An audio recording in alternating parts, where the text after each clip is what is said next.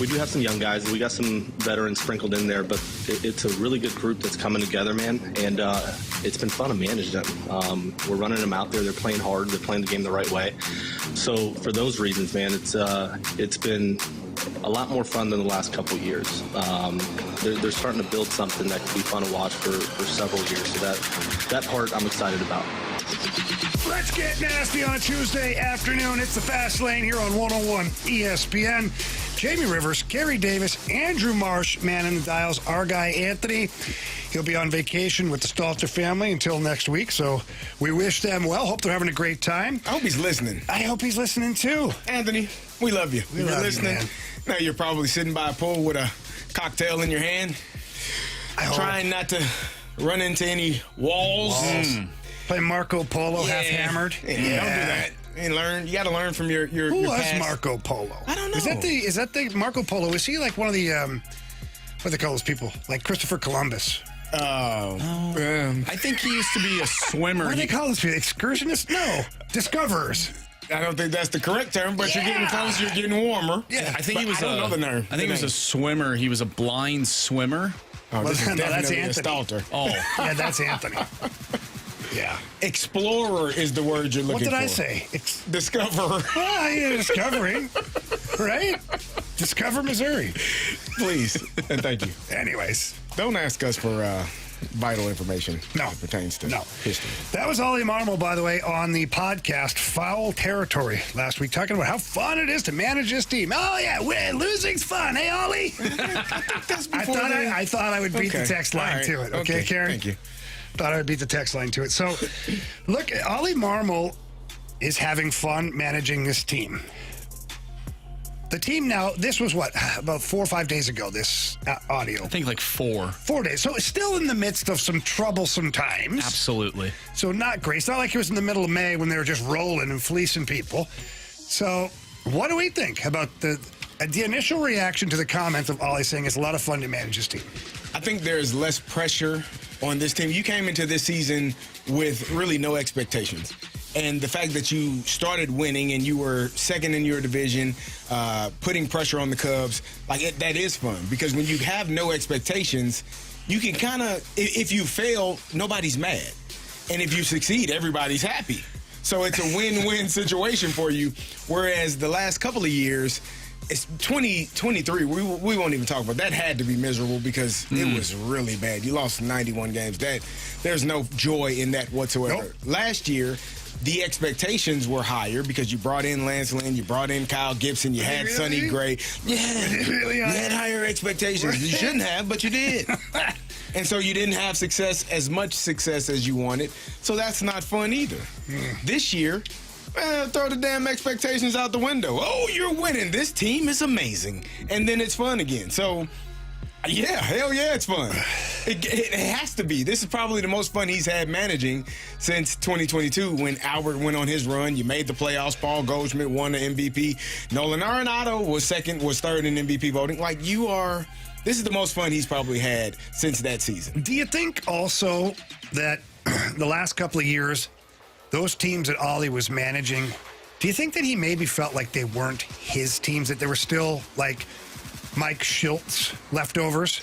And I understand they brought in some extra guys, but they were from a previous regime, like Lance Lynn from before. Kyle Gibson had never been a Cardinal before, but an older player. I don't think so. But I wonder if Oli now feels like this group is like, because he was down in the minors too. He probably saw a lot of these players when they were really young. He probably helped work with them, and now they're like at the point where they're in the majors. Maybe he's taking a little more, I didn't say pride, because I know he's a proud guy no matter what, but more ownership of the group? Or just happy that he's managing the group of players that he knows the best.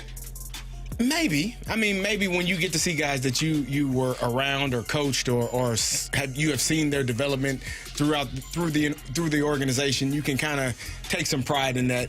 But I just think it's that there were no expectations. Like, no one expected this team to be good, and holy crap, they were good for the month of May, and now they're back to struggling a little bit. I think with what both of you said, talking about expectations and Oli Marmol, having fun, because he essentially gets to mold these players. They're these young players. I'm sure they have a ton of energy. Yes, they're losing games right now, but they've shown that they can win games. heading into the season, the expectations were very low, right? Yeah. I think the purpose of this season is to figure out how you can win games and then understand when you do lose, how do you get past that? And I think Oli could be having fun because he has his hand in that as he's molding these young players. And we're seeing that right now. I'm not too shocked that this team is starting to lose games. That was the expectation. I think them winning more games in May came as a shock as well because those expectations were low. But it also showed us, hey, this is what this team can do. So there's a little bit of fun in that. But ultimately, I think the young guys themselves, they bring the energy. They're hungry, whether they win or lose. Youngry. They're youngry. That's correct. That's the correct term. But they're learning, and he has a huge part of that. He has his hand in that. I can see why that could be fun. So you're saying that all these hands all over these young players is making it more fun for him to manage? 100 hands. I don't think that's what he said. He but just said he goes a hand. in a roundabout way. It's like a metaphor. Yeah, That's what I said too. he didn't mean that literally. I didn't either. Metaphorically. I was just asking if that's what he meant. All right. Yeah, sure. We can go with that. Yeah, and there's a time and a place for all that, of course. But when you got a guy like Oli, who's who I still think he's trying to prove something, right? Because we just have to go to our text line, and I'll just bring up just randomly, one texter, Lisa, has no faith in Oli Marmol, and she's not alone. I bring her up because she's very dedicated to her Fire Oli cause. But so many people don't believe in Oli yet as a manager. But what's funny about that is anytime you talk to any of the team, or people surrounding the team, or people that know Oli who played with them or for him in the minors, played for him here, they all have like great things to say about Oli, how dialed in he is, how good he is to work with, and all this stuff. Yet there's still a whole massive group of people that just still don't believe in him. Don't trust him. Maybe this is Oli having fun managing a team where he truly feels like he's having an impact on this team, and he feels like they're playing an exciting brand of baseball to what he can be proud of.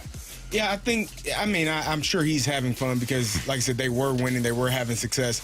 But you're also getting an opportunity to watch younger players. You coach, right? When you see a younger player that you're trying to help develop, and you've been harping on this thing, you got to do this, you got to do this, you got to do this better, and then they finally do it. You're like, oh my God, It's a good feeling. It feels great. Yeah, like I don't think it's selfish. It's something as a coach when you finally. It's a fulfillment. It is. You finally break through that thick skull of one of your players, and you love them. You're like, man, and then they finally do it. You're like, oh my God, and then they feel good, and then now you're both feeling good. You're like, yeah, see. You're doing it the right way. Let's do it again. And you do it wrong that time. And you're like, no, do it like you did it the first time. You're like, Coach, I didn't. You didn't. No, you really didn't. Actually didn't. No, but I'm so proud of you. You crayon-eating son of a gun. Let's get back to the feel good. So I think it's when you get to watch your players have success and do the things that you've been coaching and harping on them doing. I think that is fun. And even if, like right now, they're not having much success as a team, but individually, like you can pick different players. Nolan Gorman is the guy right now that has struggled, and you're like, man, he's finally doing well. Jordan Walker, before his injury, he had been struggling. You're like, man, you're finally doing well. So I think that is fun to watch. I think you do get excitement watching Brendan Donovan every single day. There's excitement in that. You're like, man, this young man, he deserves it because he's been through all of these things. He was positionless, and now we have a position, and he's doing so well at the plate. Like, I think those things are fun for managers and coaches to watch their players go through. Do you think it's like being a parent and watching your kid grow up and succeed at certain things? For sure. Definitely. Yeah, and I know that Ollie's still a young manager, but because this roster's so young, for the most part, I wonder if there's that type of vibe to the locker room. That kind of goes back to my very first comment about how maybe Oli feels like he's got more skin in the game now because a lot of these players he's worked with before, and he's watched them over the last couple of years develop and drug them along and nurtured their talents and things like that. It could be all of that stuff. And it's not a, hey, boys, we need to get our blank together because we need to start winning. And say, hey, this is a teaching moment because, again, the expectations for this season were not high. But that doesn't mean they can't succeed. They have the White Sox now for a couple games. They've got a good little run here where they can turn this back on its head again and see where it leads them. And it's going to be up to the team, Oli, and everybody involved to do it. And it starts tonight against the Chicago White Sox. That's going to be a big game. And who we got? Libertor on the bump, I believe? Libby, yep. Libby's on the bump, so it'll be interesting to see, how he bounces back or how he looks tonight after all the question marks surrounding him after his last 2 or 3 starts. That'll be fun. It'll be fun. All right, it's the Fast Lane here on 101 ESPN. Jeremy Rutherford just popped out a nice article over at The Athletic. He had a sit-down chat with Tom Stillman, and there were some things that were said that made Marshy think that are the Blues in danger of becoming the Cardinals when it comes time to spend this offseason. Woo, I can't wait to hear what Marshy has to say about that next here on 101 ESPN.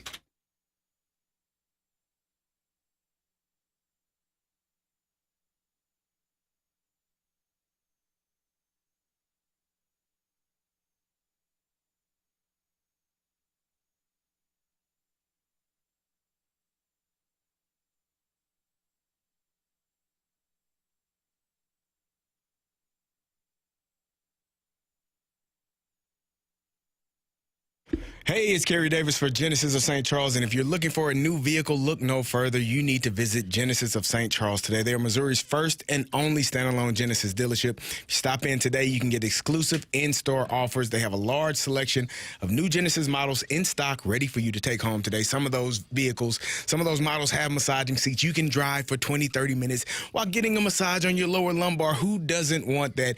Experience the luxury service at their brand new facility located at 5601 Veterans Memorial Parkway in St. Peters, right off of Mid Rivers Mall and Highway 70. Let Genesis of St. Charles introduce you to the sweet life of benefits designed to exceed your expectations. If you don't see the model, the color you want, they can help you find it and help you build your dream Genesis.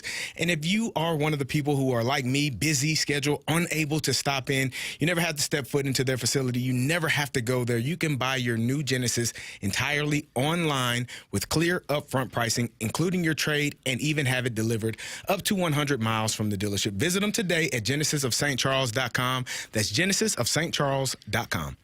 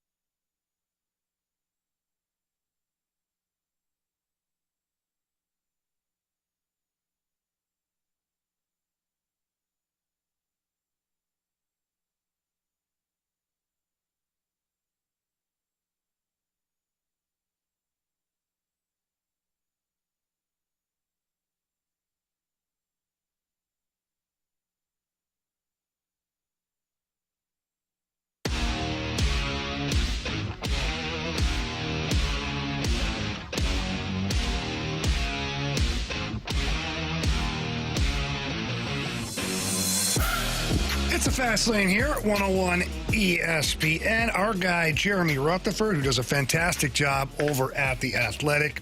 He had a little Q&A with the chairman of the board, Tom Stillman, about just a number of things. But, Marshy, there's one thing that jumped off the page for you. You came in sweating, frantic. I was really worried about you. Well, I wasn't sweating because of the question. I'm sweating because it's starting to get hot out, Jamie. It is hot. And they keep it hot. That's what Nelly said. It's getting hot in her. Her. So take off all your clothes. I am getting so hot. Okay. Anyways, yeah, so the question JR posed, the NHL salary cap is jumping to $95.5 million next season, $104 million in 2026-2027, and $113.5 million in 2027-2028. What is your take on the dramatic rise, and will Blues ownership continue spending to the cap? Tom Stillman went on to say, first, on the rise of the cap, we certainly understand it because it was artificially held down under the CBA that was entered into during COVID. We knew that it was going to rise. At the same time, that's not easy for a smaller middle market team like us. So it does present challenges in developing the revenue we need to keep up and remain competitive. Will we spend to the cap? We will spend to the cap if that's what makes sense. We're not going to spend to the cap just so we can say that we spent to the cap. We will be looking at the actual facts and circumstances where we think we are as a team, who is available, what's best in the short term and long term, and just what makes sense. Could you guys see a scenario where the Blues are reluctant to spend more when trying to put together a roster, i.e. the Cardinals? Oh, you went all ugly and nasty with this one, didn't you? What? I thought we were supposed to get nasty. You went Blues versus Cardinals on this one. What? You're a terrible human being. However, I see your point, okay? When you look at it on the surface, there's a lot of things that are about to happen.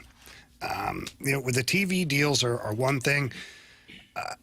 They're not making as much money as they once did on the TV deals. However, I still think being able to have a TV deal is probably more financially sound than trying to go it on your own with these streaming apps. And then where you've got to really imagine that. You've got to hit this number for the salary cap. You got to cover all your other costs, and you've got to try and start from scratch on raising money for a new TV platform. Maybe that's 4 or 5 years down the road. I'm not sure. And I don't know all the ins and outs. It could be 100% wrong. It's just one of the variables. But yeah, the salary cap going up, and the Blues have always prided themselves on spending to the cap. We're a small market, mid-market team that spends to the cap. And that's the one thing that Blues fans, including even Cardinals fans, have been able to say, well, at least they spend to the cap.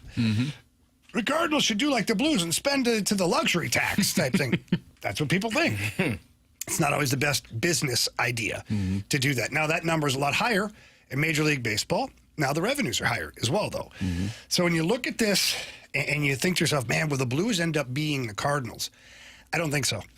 And here's the difference for me is I think that, and the key things here is Tom Stillman says, if it makes sense. Right. So I think if Doug Armstrong brought to the table Sam Bennett, $10 million a year for 8 years, I think Tom Stillman would think, I don't know if that's lucrative or if that's financially responsible. I don't know. But that's the going market for the player. Correct. But is it really the going market for that kind of player? It's not. That kind of player, it's a little lower. But Sam Bennett is striking oil right now because he's one of the only guys that's going to be available, and he's having an incredible postseason. So his market's going to be inflated, and I think that's what Tom Stillman is saying there is when it makes sense. We're not going to pay inflated prices on players that may or may not move the needle for us. And I think that's what Doug Armstrong has been doing for a number of years now. Even though they spend to the cap, is finding the right players to spend to the cap on. Yeah, I think he's basically saying we're not going to waste money. We're not going to just spend to this level just to say we did it to appease a fan base if we're paying extra for a player that does not benefit the roster, that does not help put us in a position to win a championship. Now, if we're paying, guys that are worth what we're paying them and it does reach that number, then fine. Yeah, we're cool. But to go out and just sign a guy because that's what the market says and this player doesn't fit what we're trying to do as a team, as an organization, he doesn't fit the mold of helping us get to a championship, it makes no sense. So I don't, for me, it's not a concern because it sounds like somebody that's doing the right thing with their money. When needed, yes, we will. If not needed, no, we will not. And you shouldn't be bothered by that. I think there could be some fans that believe because the Blues have spent up to the cap, that now that the cap is rising, they'll just continue to do so. Where, hey, instead of giving a lucrative deal to a player, maybe you save some of that because in the future, you have young players on your roster right now. You're probably going to want to keep those guys on the roster so they don't hit free agency or another team doesn't offer sheet them. We've talked about Joe Holfer, saving some money for a player like that because of how important he is to the roster. So I think there are different ways to go about this without just saying, okay, this team is cheap. They're going to become the Cardinals. They're not going to spend money on free agents. Just because the cap goes up, that doesn't necessarily mean that they have to go out and pay the $10 million to $12 million type of guy because, well, they really haven't done that ever, at least that I can remember. And personally, I'd rather get depth than paying for one guy. Do you think this plan has been in motion all along? And hear me out, because you had the liquidation year.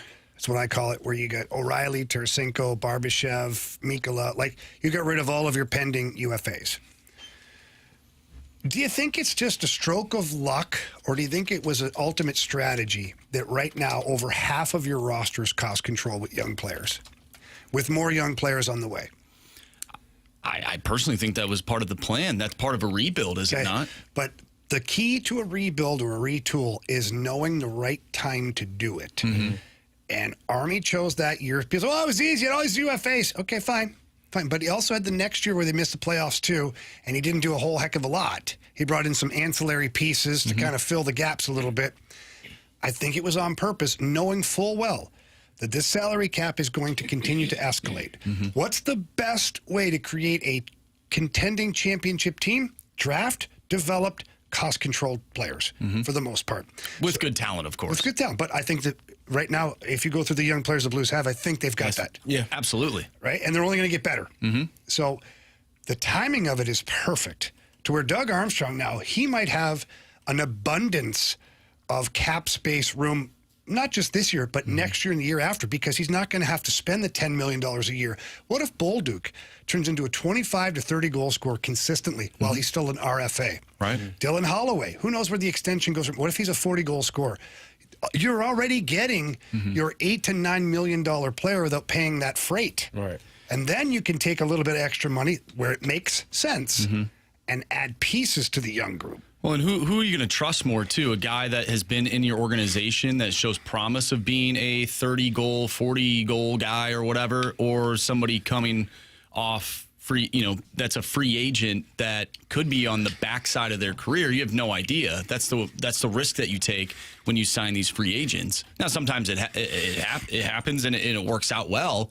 Other times we've seen players that don't work out well, and now those organizations are stuck with bad contracts. And another thing, too, to punt the ball just a little bit further here is with the cap going up and the expectation that your young players are going to continue to get better and better and better, so your RFAs, what is the number one way to protect your RFAs from offer sheets?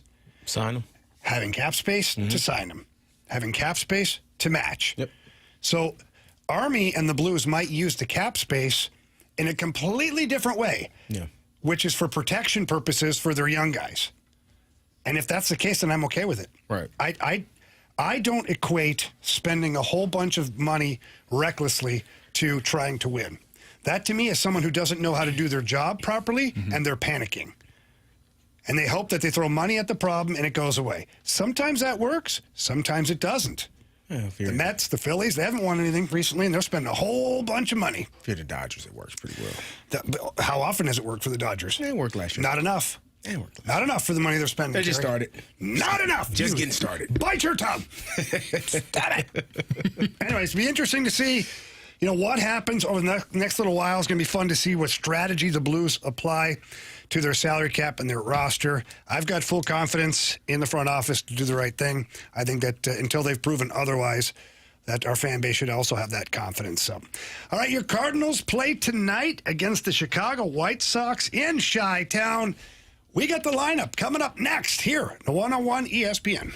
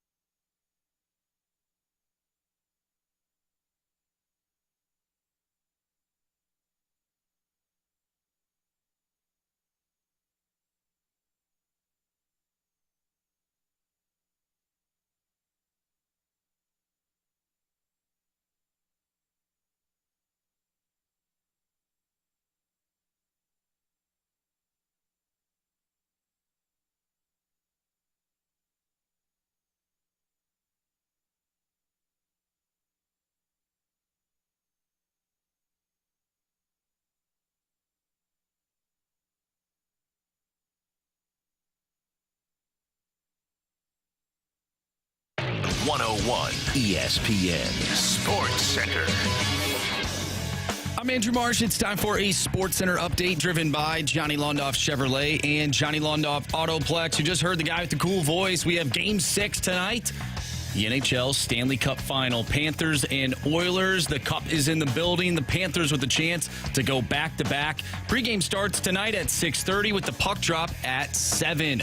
Also tonight, the Cardinals take on the Chicago White Sox. Matthew Liberatore on the mound for the Redbirds. Shane Smith for the White Sox. First pitch is at 6:40, and we have the lineup game coming up next right here in the Fast Lane. I'm Andrew Marsh, and the Sports Center update is driven by Johnny Londoff Chevrolet and Johnny Londoff Autoplex. See them at londoff.com. Chevy, together we drive. Are you kidding me?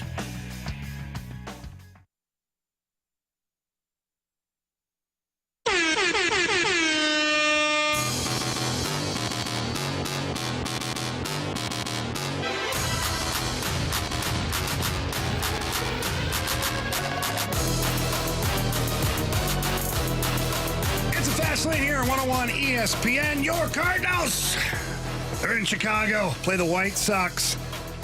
Perfect time for them to bounce back. Who's on the bump for the White Sox, Andrew? Shane Smith. Oh, Smitty. Smitty's an RHP, isn't he?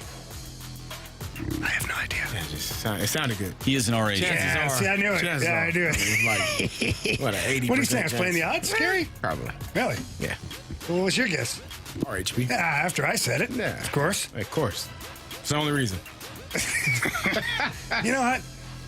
Don't start. All right. Your attitude, I apologize. from the moment you got here today, I've been good. you've been confrontational. You stood over me, tried to intimidate me. I thought it was weird when you bumped your chest on the back of my head. I'm sorry. But you know what I thought? I thought, he's ready for a great I was show. ready to roll. I didn't know you're trying to bulldog everybody today. Dial it in, Very okay? peaceful. Very peaceful. No, you're not. Nah, That's a sometimes. lie. It depends on the It depends on, environment. very much so. Like when you're asleep, you're peaceful, okay? All right, Marshy. What do we think here? We don't think Lars Taylor Tatsui. No chance. I think so. No chance. I won't let you do this. Okay, then I you won't- want I to go Mason won't. win? Yeah. All right. Or is it Donovan? Nah, it's not Donnie. Donnie's batting 3. By the way, Brendan Donovan, just before we get started, I found these numbers on this thing called the internet. It was really weird. What's that? I don't know. I had made these really weird, like, and all of a sudden it gave me information. You've got statistics. So when Brendan Donovan bats first, his average is 260, 340 OBP, 401 slug, 740 OPS. That's good. That's not bad, right? Yeah, he's pretty good. Brendan Donovan, when he's hitting third, averages 302, 383 OBP, 413 slug, and 796 OPS. So that might be a reason we don't see him Leading off. leading off. So yeah, You Go ahead. You want me to do it? Go ahead. You're gonna. All right. Show I'm us. totally gonna. I'm gonna just turn did. on you. You did. I know what you're doing. Show us Mason Wynn. You're wrong. Told you. I told you. I should have done what I was gonna damn do any damn What way. were you gonna do? Show us Lars Newport. Oh no, you psycho! You are so wrong. Okay, you're running downhill. Well, You tripped. You're starting to roll a little bit. The hell? Okay. Get it together. Well, we know who's not. Show us Brendan Donovan. Look at that guy. What? Vibrant. I know. I just Handsome. totally went against what I said. All right. This is Ivan Herrera. Whoa, where did I'm Mason asking. Wynn go? Oh yeah, because he's not See, leading off. buddy, you're all fogged up here. All right, good. You're right. You all right? Mason Wynn. You have your medication today? I didn't take it. Okay, we're gonna Marshy in the break. Let's remind him. Okay. Is it the medication or is it the mushroom coffee? It's the that mushroom. Carey- I haven't mushroom had is the the mushroom medication. coffee. That's There what it is right haven't had there. my- Carey loves the I mushroom. haven't had my mushroom coffee yet. He does. What? Show us Mason Wynn. Second, There we go. bring me that O. All right, back on track now. All right. So in the 3-hole, it's got to be our guy, Mr. Croissant, right? Herrera. Oh yeah. Oh yeah. Yeah, no? Yeah, sure. Show us my little croissant, Ivan Herrera. Oh, Yvonne? That's a French-ass name, Yvonne. Yeah, my little croissant, little cheese on my croissant. All right. Okay. Show us Wilson Contreras. You don't know how to play first base. It's not that hard. Tell him, Wash. It's incredibly hard. Hey, anything worth part. doing is. Okay, so the 5 hole, is this Burley? RHP? It's got to be Burley. It should be Burley. So Or is it here's Gorman? the thing. I don't think I touch Gorman. Why didn't you want to touch him? Well, I mean, he's a handsome dude, Okay. but apart from that, I don't think I move him in the lineup. So you think Burley is out? No. So is Herrera catching? Right now, Because you won't get all 3 of those. I understand what you're saying. Nah. And you know what, Carey? I love the question. Okay. Okay? It's So a good don't take question. this as me fighting back.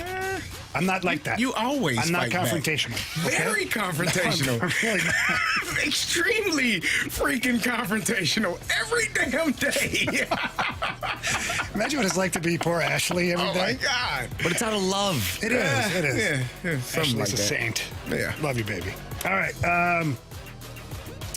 I just think Burley has been really raking against right-handed pitching. I have a hard time believing he's not in the lineup, and I also have a hard time believing Gorman is not in the lineup. I concur. I think Burley's here. Go Burley. I like it.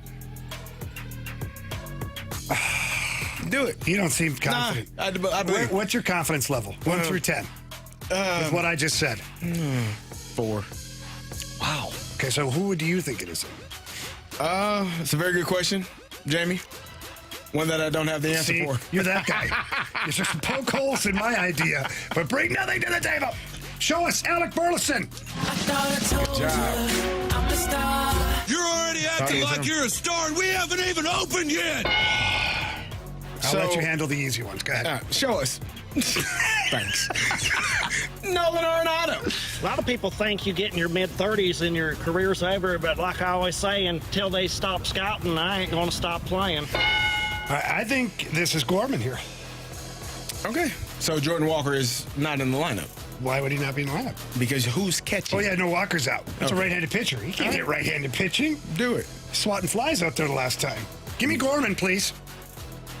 Sorry, guys. I didn't say show us, so why'd you do that? I didn't say that, so that doesn't count. Show us Jordan Walker. Go ahead. Show us Jordan Walker. What the hell? All right.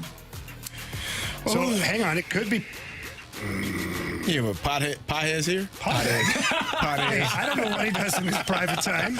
I don't care. Pot Kolzig Yes. Potheads? from the Oilers. So let's break it down then. So Donovan, where the hell is he playing? Second base? Second base. But And how would you shortstop. walk me through this, Carey? How do you not have Gorman? Oh, nope. It's Lars Newbar. It's Newt. But how do we not have Gorman in the lineup? I'm not the manager. It's Newt. You disgust me. I'm sorry. Go ahead. Show us Lars Newbar. International superstar. Watch out, they're running any walls right now. That's our left fielder. So you either got Potheads here I don't think it's. or I think it's Jordan Gorman Walker. here. You think it's Gorman? If I go Donovan, So Herrera is I catching. think yes, I think Gorman would be the DH. Okay. I'm gonna go with Nolan Gorman. Show us Gorman. Not great. You know what, Ollie? Screw you, Ollie. Go ahead. It might be Potheads. No, go ahead. Pedro? Show us Pedro Potheads. Smithies, throw this at him. It's terrible. You're out. Maybe. So then we're gonna roll it back with Victor Scott, who can't hit Show us anything. Victor Scott, the second. Run This is as unbelievable. fast as you can. You can't catch me. I'm the gingerbread man. Wait, hang on. No, stop. Just for a second. Ollie, you and I have beef right now. I sent you guys. You can't wait, have. just stop it. You can't have beef because I you can have beef. said I'll last show you. week. What? You keep your beef to your daggone self. You said last week Newt could no longer bat leadoff. Well, you got your dang on wish. Okay, but you listen. didn't say Newt cannot be in the lineup. What you said was Newt cannot lead off. You're never satisfied, Jamie. You know what? You're right, Carey. I've heard that. There you go. I've heard that. But here we go. Some numbers on Gorman. Since May 26th, he leads the team in batting average with 350, on base 422, slug 675, and a 1097 OPS. Is that good? How the hell is he not in your lineup? Yeah. I'm sorry. Run it, Marshy. I'm disgusted with the whole thing now. All right, leading off, second baseman Brendan Donovan batting second. The shortstop Mason Wynn batting third. Your DH Ivan Herrera. Your cleanup hitter, first baseman Wilson Contreras. Batting 5th in right field, Alec Burleson. Batting 6th, third baseman, Nolan Arenado. batting 7th in left field, Lars Nootbaar. Batting 8th in catching, Pedro Pajes. And batting 9th in center field, Victor Scott II. Makes no sense. Back. No sense. Stay fair. Go fair. I don't believe what I just saw. Home run. Well, Whatever. I think Jamie's a little bit frustrated. I think so. I think he's a little flustered. I think Cardinal Nation should be frustrated. The best hitter on your team since May 26th is not in the lineup today against one of the crappiest teams in the league. Getting a day off.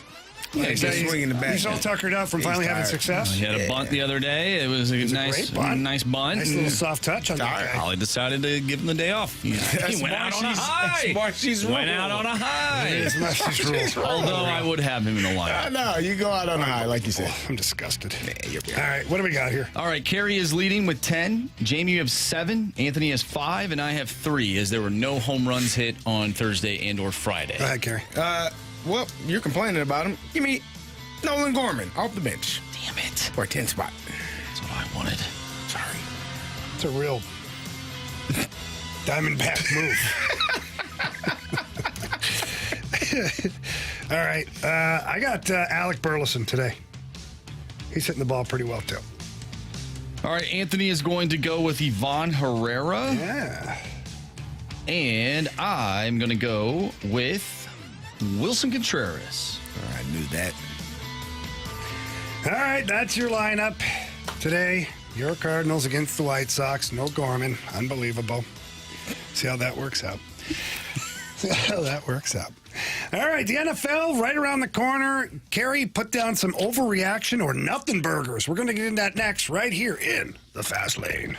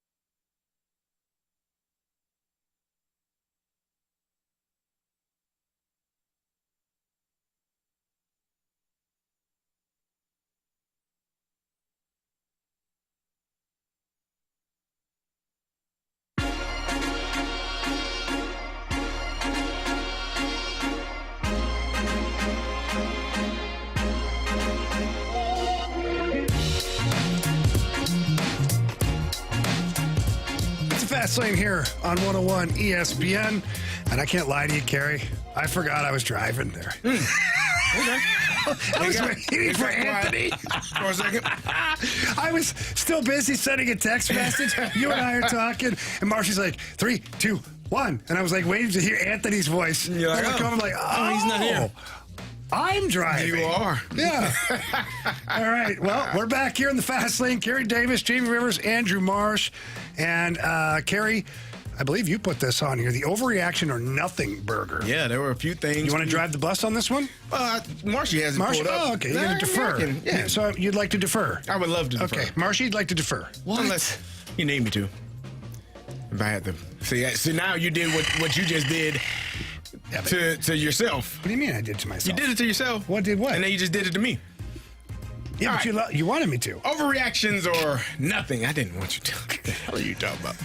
All right, guys, I got it. Okay, there you go. Marshy got it. We're not getting the Marconi for this one. All right, so we kind of did this yesterday with the NFL, but this is a little bit different. This is from NFL.com, and Judy Battlestub put this together. Don't overreact to, and here is some that we have for you. Don't overreact to the quarterback competition in Cleveland. Yeah, I mean, we talked about this a couple of days ago, last week, and I think we talked about it yesterday as well. The quarterback competition, having 4 quarterbacks on the roster, 2 of them being drafted in this past draft. Dylan Gabriel in the 3rd round, Shedeur Sanders in the 5th round. Joe Flacco is on the roster, future Hall of Famer according to Jamie Rivers, and Kenny Pickett, former 1st-round draft pick as well. A lot of guys, but don't know who is going to be the one to actually take the bulk of the reps and the bulk of the opportunities once the season starts. And Judy is saying, don't overreact. Don't worry about it. It's going to sort itself out. Yeah, I am going to overreact because you got 4 guys on the roster. You only carry 3. And you can carry as many as you want. You just won't be able to have other positions that you need. Okay, so let me rephrase that. You're only going to carry. Yeah. Most teams only carry 3. But most teams only draft 1. So, and most teams don't give $230 million guaranteed. There you go. So who the hell knows, right? Yeah. Which one of these guys you would assume somebody isn't going to make the roster, and obviously somebody has to start the bulk of games. I think it is an overreaction. I think you should overreact because I don't know which route they go. And then you have to think about the elephant in the room, which is your guy, who you talked about earlier, Deshaun Watson. Oh, he's not my guy. Yeah, he's some guy. He's a little handsy. Somebody. Yeah, a little bit. Well, he's not handsy. Well, maybe. I don't know. What do you do next year when he's able to come back, when he's completely healthy? So, for me, this is a complete overreaction. I don't know which route they go. Hell, they may end up drafting top 5 next year and going and trying to get another quarterback. So you should, if you're you never Cleveland, have too many quarterbacks. you absolutely can. That's not what I heard. Yeah, if you got that many, you got none. It's way too many quarterbacks in one room. But you can make them into like tight ends and punt return. Look what the Saints did. Tebow. No, that's Taysom Hill. That is Taysom. Yes. Yeah. But yeah. Too many. It's an overreaction for me. I don't know what the hell. Who do you think starts game 1? I think it's Joe Flacco. And I think Joe Flacco starts. And then I think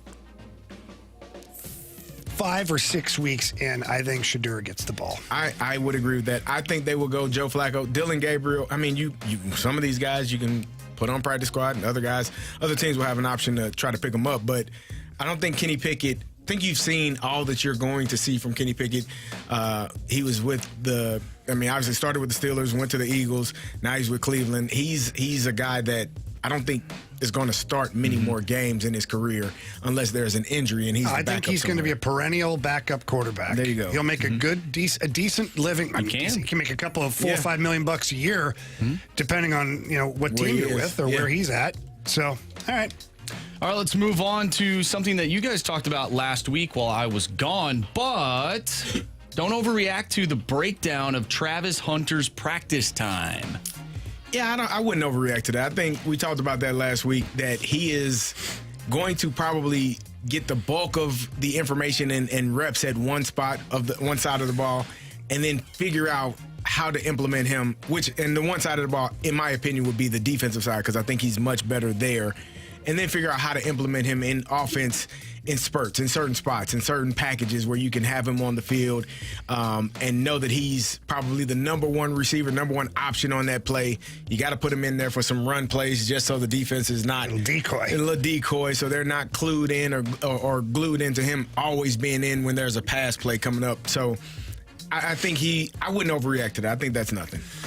Yeah, I'm with CD on that. I mean, we discussed it last week. I thought the discussion was awesome. Anthony and Carey did a great job of breaking that down, and I have no reason to doubt what they said. Don't overreact to Stephon Diggs' off-season activities. I'm not overreacting at all. Yeah, I've seen some psychopaths in my day that do some stuff in the off-season. And those sons of guns are ready to go come day one of training camp. They're ready to go when it comes day one of the regular season. The moment it looks to me like it's affecting his on-field play, as a coaching staff, as a management, we've already got his name over in a category. Let's watch. Or wait and see. Yeah. And if week 1, week 2, it just doesn't look right, you know what's going on here. And you alleviate the problem. You get rid of the player at that point. That's the bottom line. But if he's competing and he's scoring touchdowns and he's good in the locker room and he's not hurting the team in any capacity, what he does away from the field, as long as it's not completely offside, Aaron Hernandez, I don't care. Carey? I'm torn. Oh, God. Nah, I'm torn. Natalie Imbruglia over here. The only reason... I don't know who that is. She sings the song Torn. Oh, I'm like, who the hell is that? Pull it up, Marshy. I have no clue. I'm torn because you don't want... He's coming off an ACL injury. He missed significant amount of time last year. Mm-hmm. You want the focus to be on recovery, to be on assisting a young quarterback in his maturation and his growth. But I didn't know he's not. If we're talking about other things, I think that becomes a problem. How do we know that that's affecting anything on the field? Carey, come on. I don't. Look, I don't know that. How many guys you play with that they did stuff away from the field? A lot of stuff. Okay, but then they came in, they walk into the facility in the morning, and they're dialed in. Yeah, I agree. Those people are few and far between that are capable.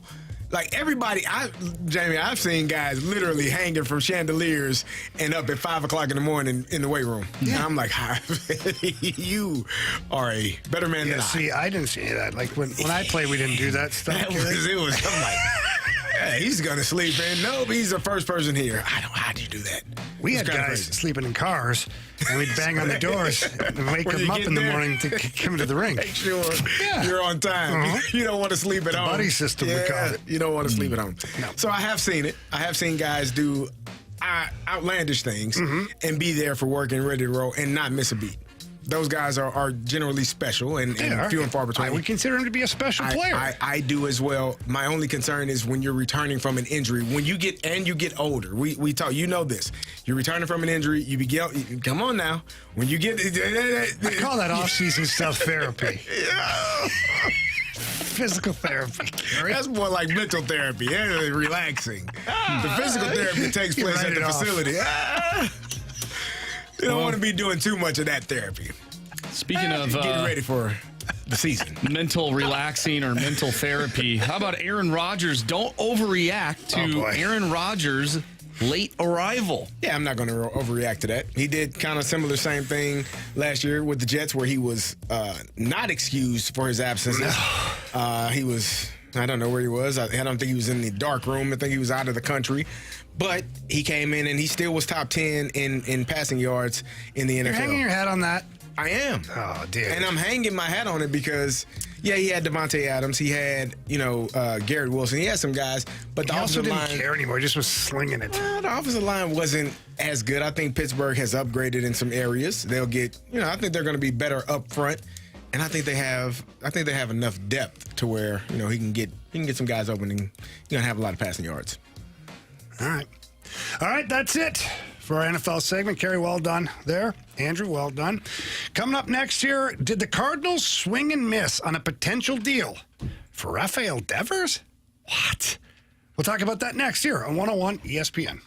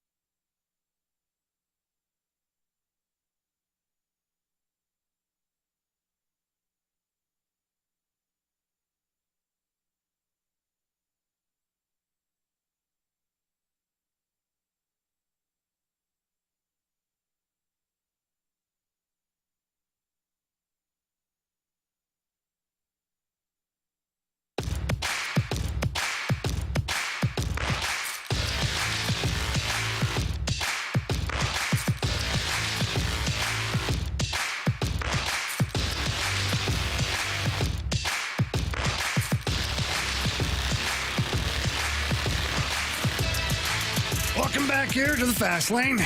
101 ESPN. Jamie Rivers, Carey Davis, Andrew Marsh.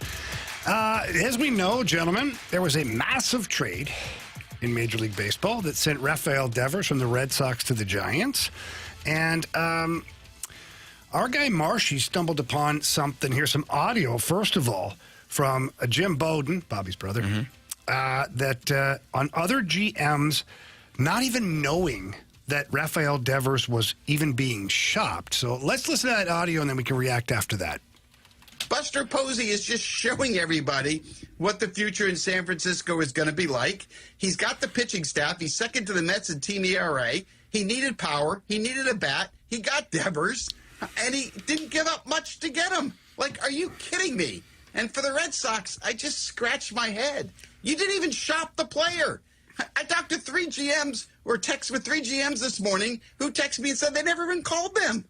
Like, are you kidding me? I don't know. I got to tell you guys, I'm just disgusted.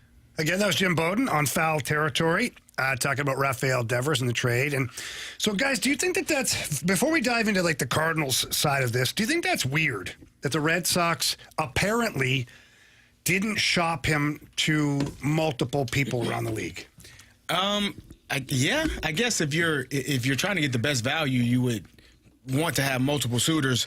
But if you're trying to get the deal done quickly and not have a whole bunch of things blocking it or stopping it or slowing it down, it kind of reminds me of Luka being traded with the Mavs to the Lakers. They were the only 2 people that knew. Yeah, it was like they weren't trying to get the information. In the night it happened. Wasn't trying to get the information out and didn't want anybody else to know. So it is intriguing that you would be moving on from him, but I think any team, any GM, any president of baseball operations, you should have been reaching out to them. You've seen how this has been going for the last couple of months when he's like, I'm not playing first base. I'm a third baseman.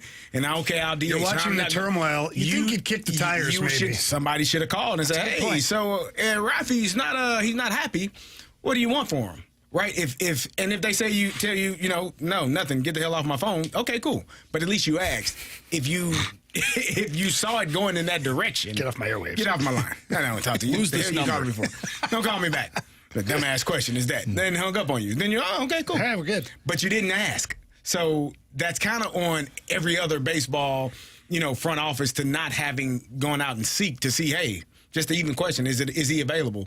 And so, the Giants were the one team. I don't know if they reached out to the Red Sox or the Red Sox reached out to them, but somehow you wonder sometimes if there's because we all know that in sports, in life, in business, everything in general, like you've got some of your boys, your friends, or people that you know, and you tend to do business sometimes with certain people that you know more often than not. I don't know if there's a connection here between Buster Posey and the Red Sox front office at all, but it certainly feels like they were 2 of the only players, meaning the 2 only teams that really knew what the hell was going on. Right. I think there's a few other teams involved, but to hear that there's 3 GMs, and maybe there's more, maybe it's just 3 that he talked to. So what do you think the Cardinals knew? Like, to drag this back home, the Cardinals desperately need that middle-of-the-order bat. Why do you say that? Well, take a look. He certainly... Can you imagine if you had Herrera, Devers, Contreras? That'd be kind of a nice little 3. Well, then you got all these other guys. Then where's Nolan Gorman going to play? You were already hot about today, him not being in the lineup. He'll never play. Had him. He'll never play. Look, I don't care, Carey. Okay. Anyways, look at... according to John Mozeliak, they had a deal in place with the Red Sox to send Arenado to Boston prior to them signing Alex Bregman. If the Red Sox were ready to move Devers, it's really not all that crazy to think a deal could have been formed around sending Arenado and other pieces to Boston, because Arenado had already said before the season started that if he went to another team, he'd be willing to play first base. To play. He didn't care. If the situation was right, he would go there. And that blew up. It didn't happen with the Boston Red Sox. Do you think it's kind of weird that the Red Sox didn't pick up the phone and call Mo and ask him? And maybe they did. We don't know. Maybe they did. Yeah, right? we don't know. But do you think that's anything the Cardinals would have even entertained? Because what's Devers making? Like $300 million? 31 million this year and then like 28 million for the next. But like 300 over the whole deal? Yeah. Do you think the Cardinals have never stomached a contract like that in their life? I don't think that would make sense for the plan that they have laid out for this season. I think that the communication that the front office has had with the fan base, for the most part, has been better than what it has been in the past. And to say we're going to give these young guys room to grow, room to play, I don't think a move like this, and Josh Jacobs, who wrote this with Redbird Rants, I mean, he lays out why it would be a good idea to do it. I just don't know if it would be the right move for the Cardinals. Maybe a different iteration of the Cardinals where they do end up needing that middle of the order bat. But with everything that we know about this front office, their willingness to, well, I guess their not willingness to spend right now, I just don't think it would have made sense. I would love to have him on the team as a fan. It'd be great. Yeah, okay, so let's go one step further here, okay? Let's go one step further.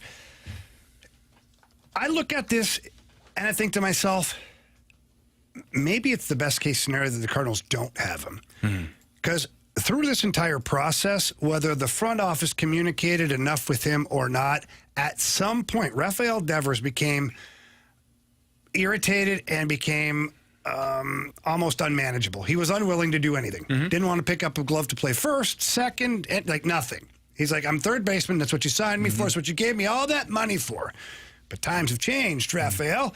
I don't care. Screw you. Chaim Bloom ain't here anymore. That's right. But so let's think about that for a second. You're the Cardinals, and you trade for this guy. And let's say things go bumpy. Now you're $300 million committed to maybe a bad apple. Or you could trade him again, but... Oh, but now the second time around, like the book is out on this player at that point. That is true. That is true. And let's say Arenado's not part of that deal, right?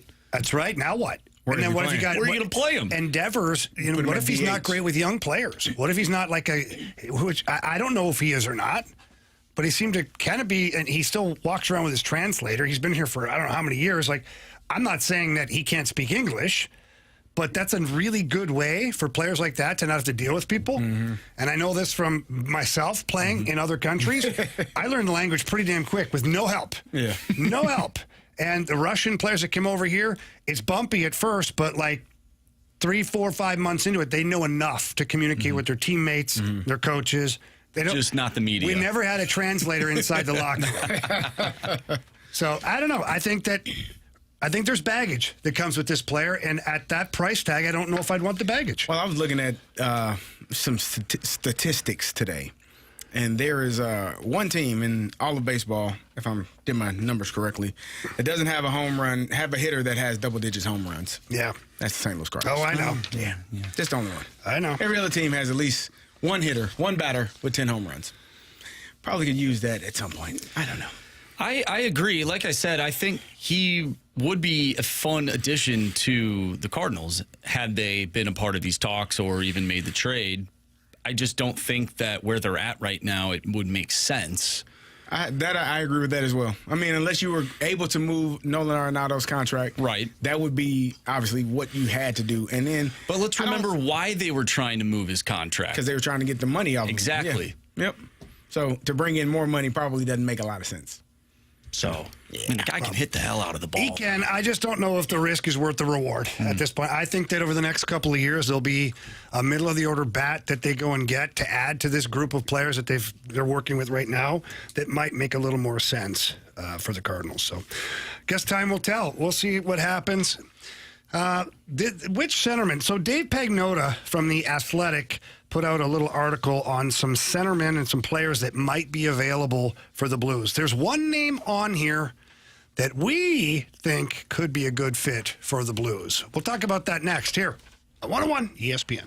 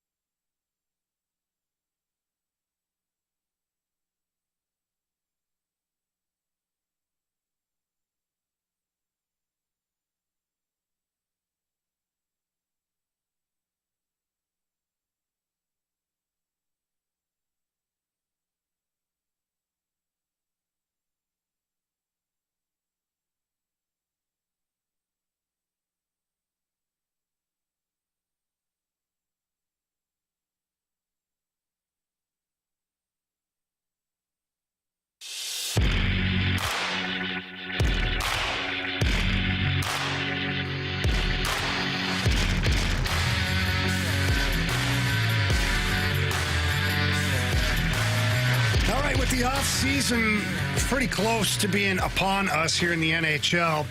St. Louis Blues, we've talked a lot about what their needs and wants could be in the offseason. And the one thing that keeps popping up more often than not is the center ice position, a second or third line center. And Dave Pagnotta of the fourth period listed a couple of things that might happen with the Islanders. Matthew Darche, brand new general manager for the Islanders, he's probably going to look to get rid of some of the cap money or some of the salaries on the cap. One is Pierre Engvall, and the other one is J.G. Pageau. Pageau has one more year left on his deal at $5 million. He had 14 goals, 28 assists, 42 points in 79 games. 59.6% on the dot last season. He's been top 20 in Selke voting 3 times in his career. He's 32 years old. I have no interest in J.G. Pageau, especially at $5 million. No interest whatsoever. You've got a pretty good version of that. Like, I shouldn't say they're not similar, but as it sits right now, you still have Oscar Sundqvist. Is Sonny a 14-goal guy? No, he's probably an 8-goal guy. But he's so good defensively, so reliable on the penalty kill, and he's only $1 million. So I'd rather take that spare $4 million and go shopping somewhere else in the value in the value bin, not the discount bin. Those probably might be the same thing, actually. The more valuable items. Yeah. How about that? Discount is like, it's discounted. Like, it was new. It's not as new. It's not as popular. It's not as good anymore. Value bin is probably like getting more bang for your buck. Yeah. Okay, so I'm all right. Yeah, you're right. Yep. Thank you for helping me with that one. Good teammate right here, Marshy. Where were you? I was just going to say, like, typically things that are that are discounted are just not in season, right? Like clothing. Or just not good anymore. Well, I don't think that's the case. How about out of style? Out of style is probably the right word. Pageau, but you also say, like the value menu, those have gone up over the years. Remember that, the dollar menu McDonald's? Now it's not even called it. I think it's called the value menu. It is called the value menu. There's some legalities there that happened. All right. Anyways, J.G. Pageau for me is not the solution, especially at $5 million. He goes on to say, he asked if it would make sense. He goes, would this be a perfect fit to come in and give Dvorsky some time to develop? If not Pageau, what would the Blues be looking at?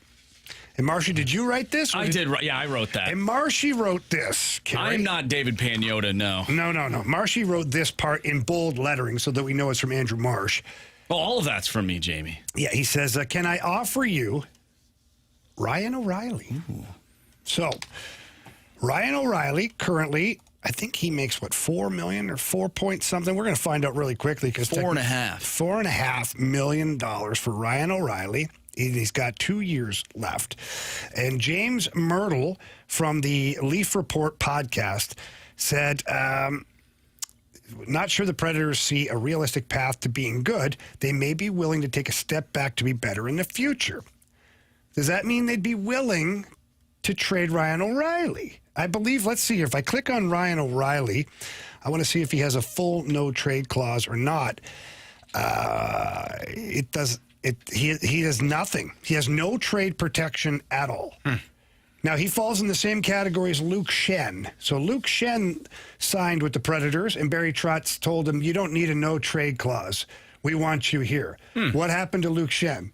He got traded to the Winnipeg Jets, and Barry Trotz told him, that's part of the business. So Ryan O'Reilly with no trade protection, who currently, let's see, age is 34, production, we look at last year, his production, he had 21 goals, 32 assists, 53 points at $4.5 million. Can I tempt you with Ryan O'Reilly, Carey? Would you? See, here's the problem. The thing that we're here in St. Louis, and so you have to be very cautious about what you say. No, you don't. Yeah. I do. I say crap all the time. Nah, you got it. Well, it depends. But can you get the production? Are you going to get more production out of Ryan O'Reilly than someone else? That's like who? I don't know, Roddick Foxa. Oh yeah. Much more? Much more. Okay. Well, then much more. Different roles, though. Yeah, so for me, so hear me out. Okay. For me, Braden Schenn and Ryan O'Reilly are very similar as far as what the production will be from each player. Okay. But you would be removing, if that's the case, then maybe Sundqvist bumps down to the fourth line. Right. Or Faksa and Sonny have a battle for the fourth line center spot. But what you're gaining in Ryan O'Reilly is what you already know. Mm-hmm. You know this player. Mm-hmm. You know, 1, he can kill penalties. 2, he's good in the face-off dot. 3, he's extremely intelligent. 4, he's a culture guy. Sign him. Bring him. Okay, but now the asking price would probably not be cheap. What are you looking at? I don't know. I haven't kicked the tires on what a trade would look like, but the Predators would probably want a couple of pretty good players in return. No, thank you. NHL players or prospects? Probably younger players. Probably like the Zach Bolduc, Jake Neighbors type. I don't like that. I don't like that. I'll pass. Okay. Give me a go find us a free agent. Okay. That you don't have to pay. But you're not going to find that. Oh, well, you know what? You're just not going to find that. You run it back with the guys you got until Dalibor is ready. That would be if you can't, I don't think you sacrifice trading away younger pieces for, you're creating another problem. You already have a problem at centerman. You don't have it. So you go out and trade for it, and then now you have a problem with your younger players. And but this is 2 years, right? So this would line up perfect to where Dalibor Dvorsky, if he's ready, would take over a prominent role at the center ice position. But you just lost. You said you're either trading away Neighbors or no. Or you could probably throw a good package of like Otto Stenberg, a first-round pick or a second-round pick. Like you could probably make a package. You're making me now. You're bringing me back in. Yeah, Doug has done crazier things before, and there's ways to do it. Yes, there's ways to do it. I love the idea of it. I think the fit is, I don't want to say perfect because anything that seems perfect, it probably isn't. Mm-hmm. But when you look at, on the surface of that, it'd be a hell of a deal. Like, I don't think I would take Shen away from Holloway and Kyrou, but can you imagine Neighbors, O'Reilly, and Bolduc? Oh. Like, think about that for a second. Nice. Because Bolduc and Neighbors can skate. Ryan O'Reilly, not the best skater. He never has been. And as he's getting older, he's probably not going to be much better each year. But, man, is he smart. He works hard. He's so good defensively. Like, those two young guys could just get after it. Yeah. And at some point, if Neighbors goes back to the first line, because then you get Snuggerud, Bolduc, and O'Reilly. Oh, Marshy's over there having a... You got to clean up on aisle two. Please. But so Braden Shen last year had 50 points, 18 goals and 50 points. So they're essentially the same player. Now, Shenner's a couple of years younger, I believe. Let's see here. Yeah, he's a year younger than Ryan O'Reilly. So you've got two reliable guys there. One thing I'm going to check out is the contract status here. And Braden Shen has 3 years left on his deal. So he would still have one more year after O'Reilly's contract expires. I think it works. Yeah. What does our text line think about the this? way that Marshy interesting. Sounded, yeah. It's interesting. Something to think about. But I'm not giving up Bolduc or Neighbors. If that's the asking price, then we hang up the phone. It's got to be a prospect. Yeah. You hang up the phone. Right in his face. Yeah, hang up. And Barry Trot's a pretty nice guy. I don't think I'd do that to him. If he's asking for that, you think he's nice, Jamie? Who? You think if he's asking for that, you think he's nice? I think he's doing his job right. You hang up on him. What about one more player here that we got on here? Do you agree with this comment from Through and Four? Says, I hate it. He was your captain and you traded him. The young core has filled in that role. It disrupts all of the progress of the younger guys' leadership roles. No. I disagree with that. I think it only enhances it. I think it'd be like putting the young guys on steroids. Yeah. I'm not literally. Can't do that. Can't do that. I meant figurative, Carey. Yeah, we don't need. You looked at me weird. We don't need a Aaron Ekblad. Nah. I mean, we could. I don't know if that's what he was on. I don't think so. Oh, I mean, you're just assuming. That's dangerous. Well, he got suspended. Yeah, but it doesn't mean he was taking steroids. He was taking a product that he shouldn't. Okay. But why do you go to steroids? That's a pretty hefty. Was that not like it's a part of it? It's not. Okay, well, Fernando Tatis Jr. got caught. Yeah, he was taking Propecia. Yeah, he's trying to get his hair. He's trying to get his hair back. Right, but it's part of... What's a banned substance? Doesn't mean he's on substance. steroids. There we go. Banned substance. But you go to steroids. My bad. You'd be like, yeah, he was on cocaine. What? No, I didn't say that. It's just, but you didn't not see it. You know? Just move on. Anyways, we'll see what the Blues do. I, for one, love the idea of Ryan O'Reilly coming back here in any capacity. I look at it as for the next 2 years, he could help you out. And then, for me, beyond that, you try and sign him again, and you move him down to the fourth line. He then becomes your Foxa, your Sundqvist for the end of his career, while still bringing great leadership to the team. So I like it. If the Predators are willing to dance without having to, cost the Blues too much as far as player prospects and things like that, I like it. Whatever, Carey. No, I think it's a great idea. No, whatever. I just didn't like Bolduc going back in return. Performance-enhancing substances. That's what he was bought for? That's what we said. Yes. Yeah. My bad. There you go. Why don't you apologize? I'm sorry. Performance-enhancing drugs? I'm sorry. You should sign with the Blues this offseason. No, you can't come here now because you told everybody you took steroids. Way to go, Marshy. You PS. single-handedly lost us Ekblad. Yeah, PES. That's what it is. Sure it is. Now I feel like a POS. Oh, no, Marshy. No, you're a good guy. You're a good guy. You just made a mistake. It's fine. That's all right. We all do that. All day. All right, what's trending next right here on 101 ESPN?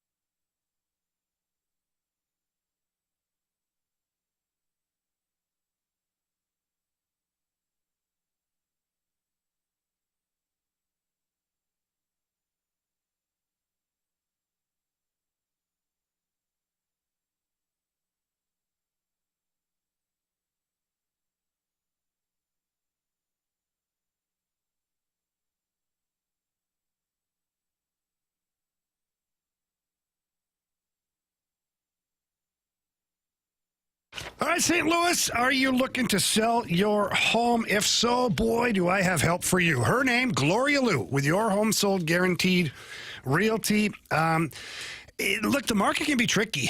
The St. Louis area, as we know, each zip code carries a little bit of a different price range. And if you don't price your house correctly, you could be sitting on the market for an extended period of time, which, that's terrible for the value of your home. And that's when you get greedy realtors who maybe don't understand the landscape. They do that because they want to impress you. I can get this much for your home. You believe it, you get excited, and then when they can't produce that, now you suffer. Don't go through that. Call Gloria Liu with Your Home Sold Guaranteed Realty. She's going to step in. She knows the value of your home. She's going to price it accordingly so that you make the most money, but you sell your home quickly. And that's what it's all about. Get to the market, get to sell to the closing table, and then move on to your new home. So please pick up the phone, call Gloria Liu, tell her Jamie Rivers sent you in. Her number 314-325-6888.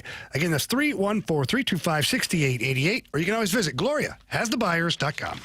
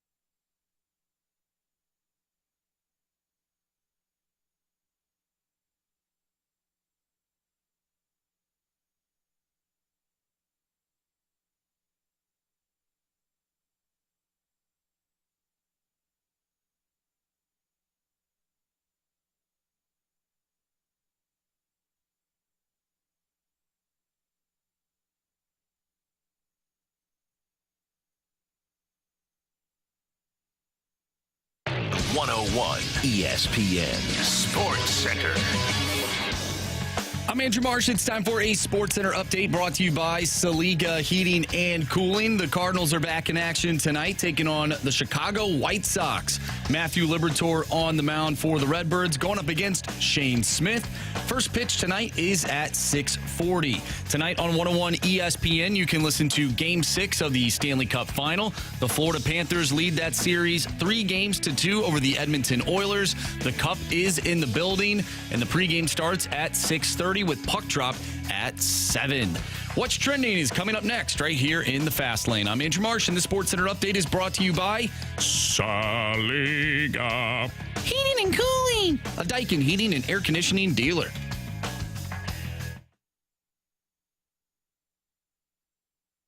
What are the hot topics in the sports world? What in the wide world of sports is going on here? It's time to find out with What's Trending, brought to you by Elite Comfort Experts. Heating and cooling with no gimmicks, just guarantees. EliteComfortExperts.com.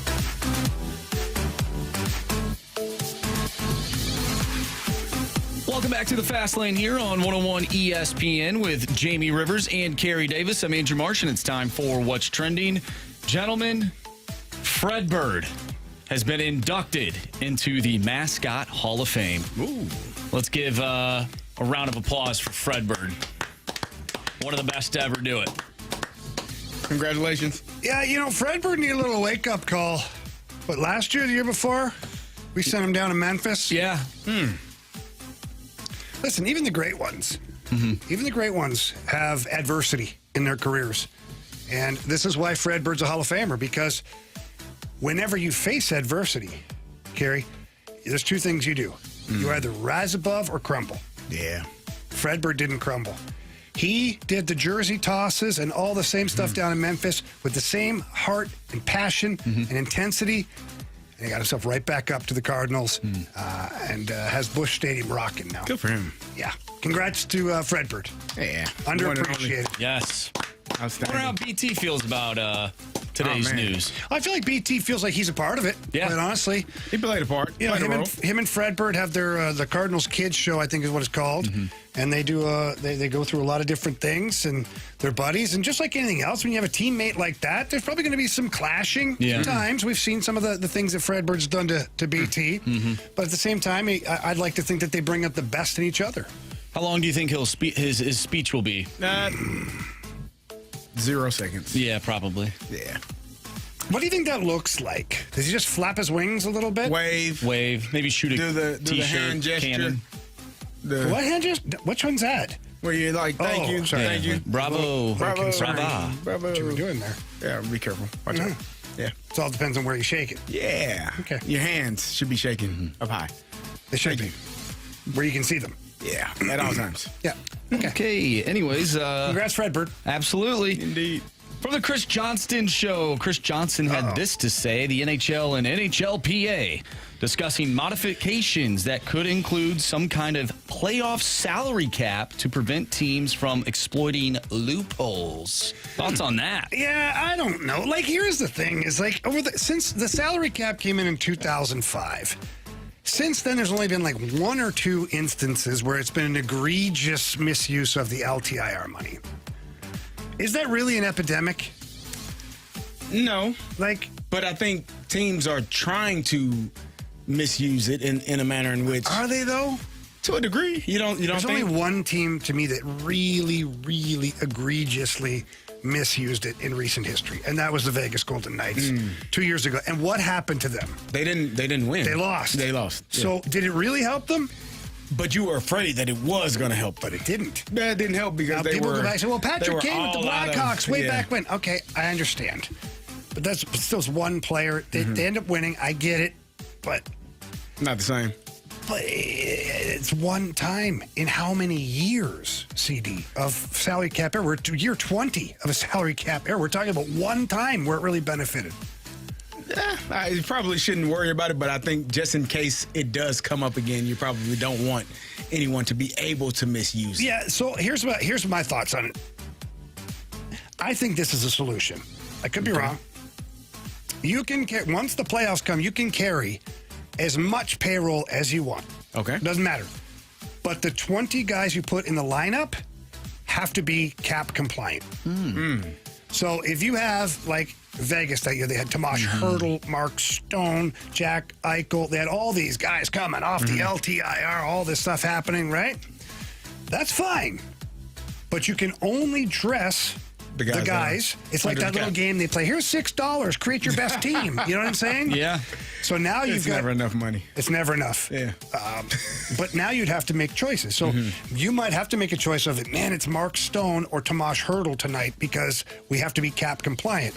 Or, no, we're dressing them both. We're only going to go with 4 defensemen There you go, tonight. yeah. Hey, but guess what? That's your prerogative, Right. like Bobby Brown said, you know?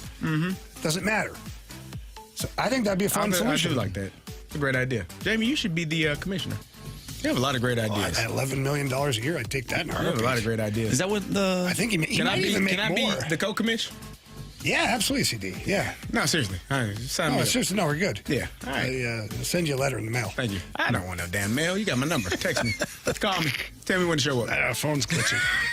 New phone. Who dis? I would just show up. Man, you know me. You become the commissioner. I bet you damn well I show up at your office.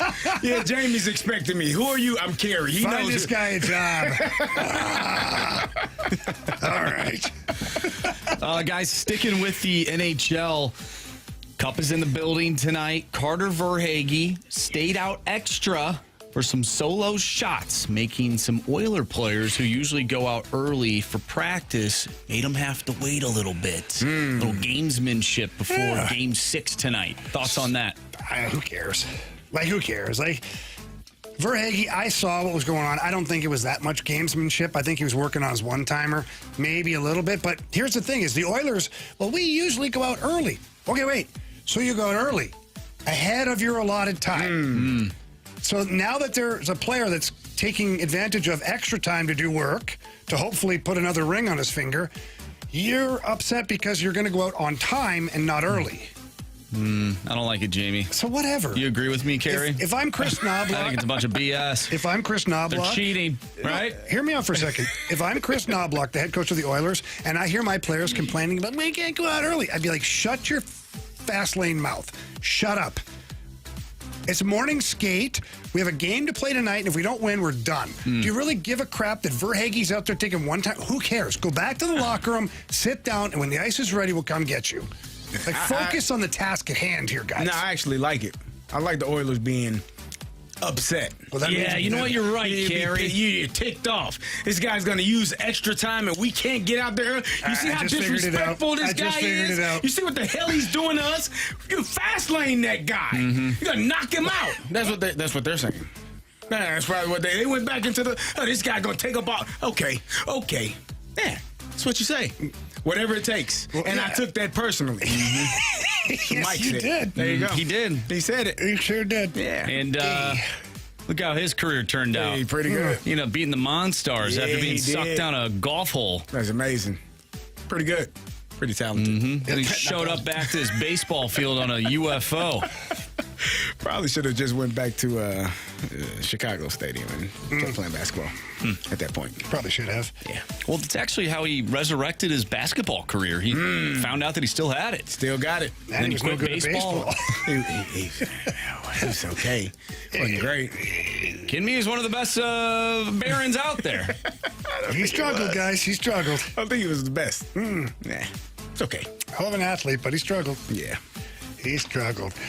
All right. I've lost my page. All right. 3:43 here in the fast lane. Your time check brought to you by Clarkson Jewelers, provider for Rolex jewelry. That'll be the first time I've heard a time check, 3:43. Supposed to do it every hour. So, all right. Which of these NFL offenses are poised to take the biggest leap next season? I don't know, but CD's going to tell you right here, 101 ESPN.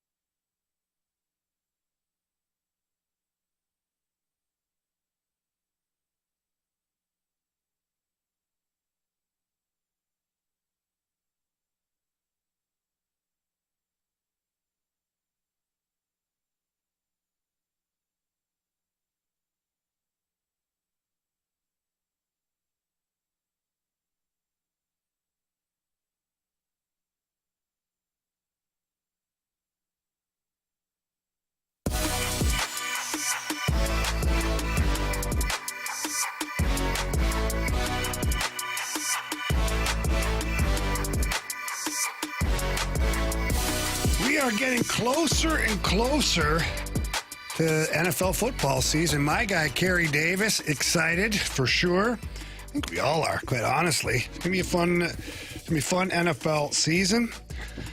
So, guys, let's talk about this. Which of these NFL offenses are poised to take the biggest leap next season? Carey, what do you got for me? So there were a few teams on the list that was written about here on The Athletic by Ted Wynn. And they are the Dallas Cowboys, the Chicago Bears, the Jacksonville Jaguars, the Las Vegas Raiders, and Carolina Panthers. Yeah, the Atlanta Falcons on here as well, but I was going to say, missed one team. I don't really care about the Falcons. Sorry, Anthony. Maybe if Kirk Cousins is the quarterback. What do you have to say about that, Anthony? Yeah, that's what we Nobody thought. said nothing. Yeah. So when I'm looking at these offenses, and I did kind of get excited looking at it, the Dallas Cowboys are a team. They're always a team that people talk about. Man, they seem like they talk about themselves more.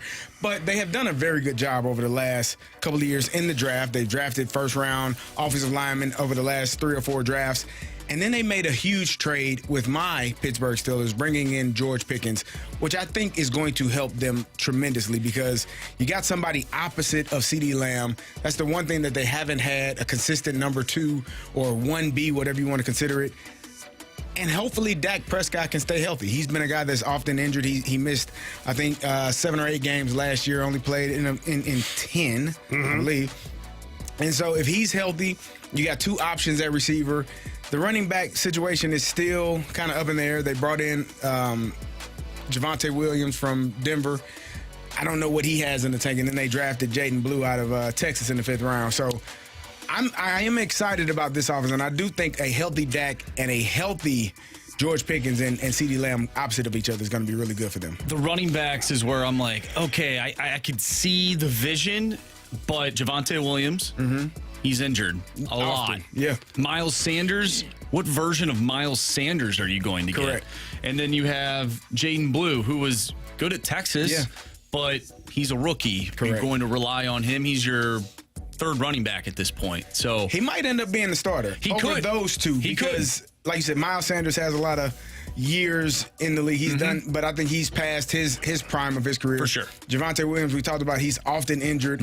I think he was really good his rookie year. So if he can stay healthy, there you go. I think that's maybe where this comes to play, where you're like, okay, they could be poised because they've struggled. The running back situation has not really helped them in the past couple of seasons. We know they have good wide receiver, right? In CeeDee Lamb. Oh yeah. When Dak's healthy, he can get the ball out.